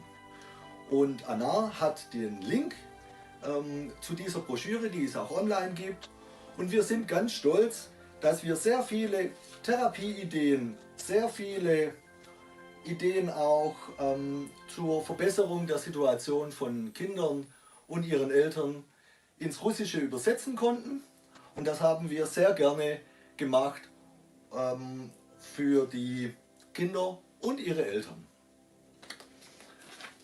Herzliche Grüße aus Deutschland noch einmal und alles Gute für das Centre Sartre und besonders für Frau Rosa. Tschüss!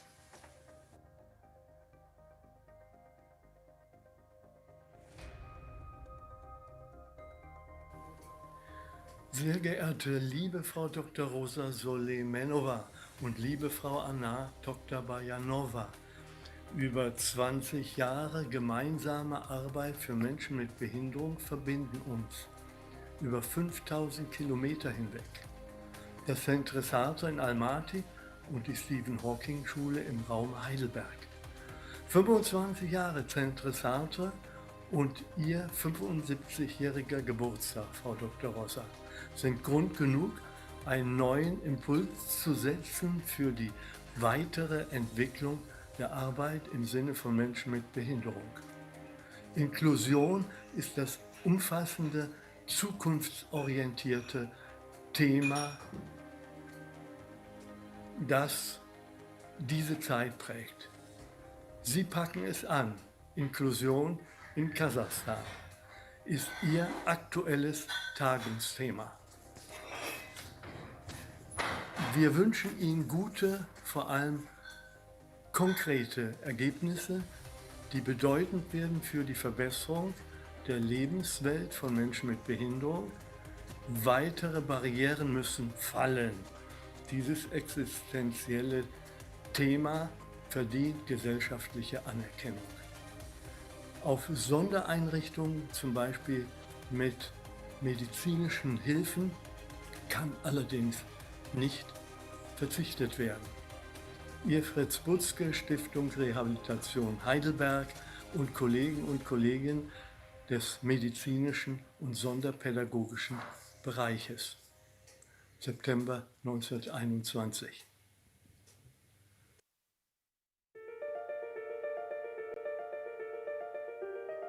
Дорогие друзья, от лица всего коллектива компании «Реамед» поздравляем Центр «Сатор», возглавляемый Розой Аджатовной, с 25-летием. 25 лет – значительная дата.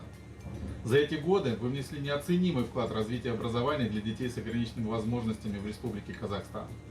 Мы сотрудничаем с вами более 10 лет и не устаем восхищаться высокому профессионализму всех сотрудников Центра.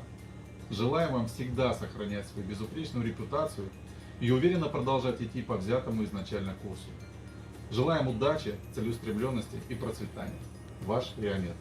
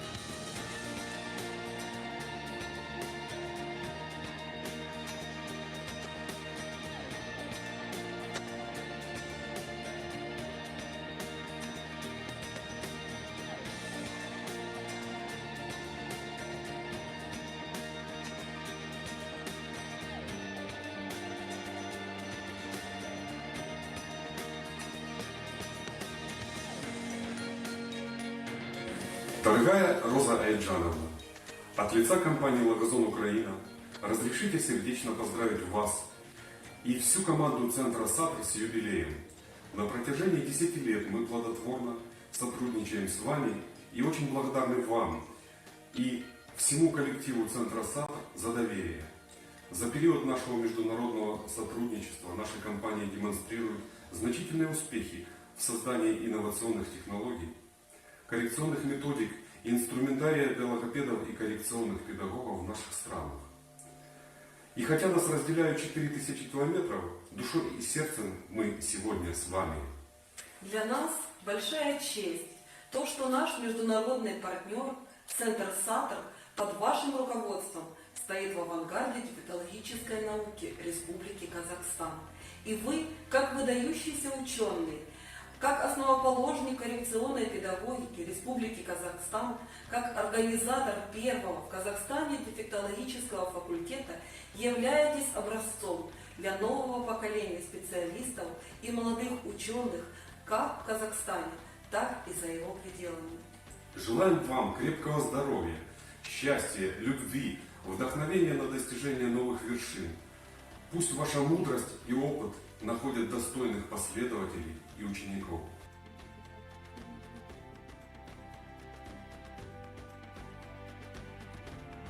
Меня зовут Дарья. Я представляю транспортную компанию «Локдог». Мы сотрудничаем с компанией «Центр Сатр» уже более 7 лет в направлении доставки грузов из России в Казахстан. И за этот длительный период мы успели оценить все достоинства компании «Центр Сатр» и по праву можем гордиться таким сотрудничеством. Хотим поздравить весь коллектив компании с 25-летним юбилеем и пожелать успехов в такой нужной и важной сфере, как ваша. Желаем покорения новых вершин, открытия новых направлений и удачи всем вам. С праздником, дорогие партнеры!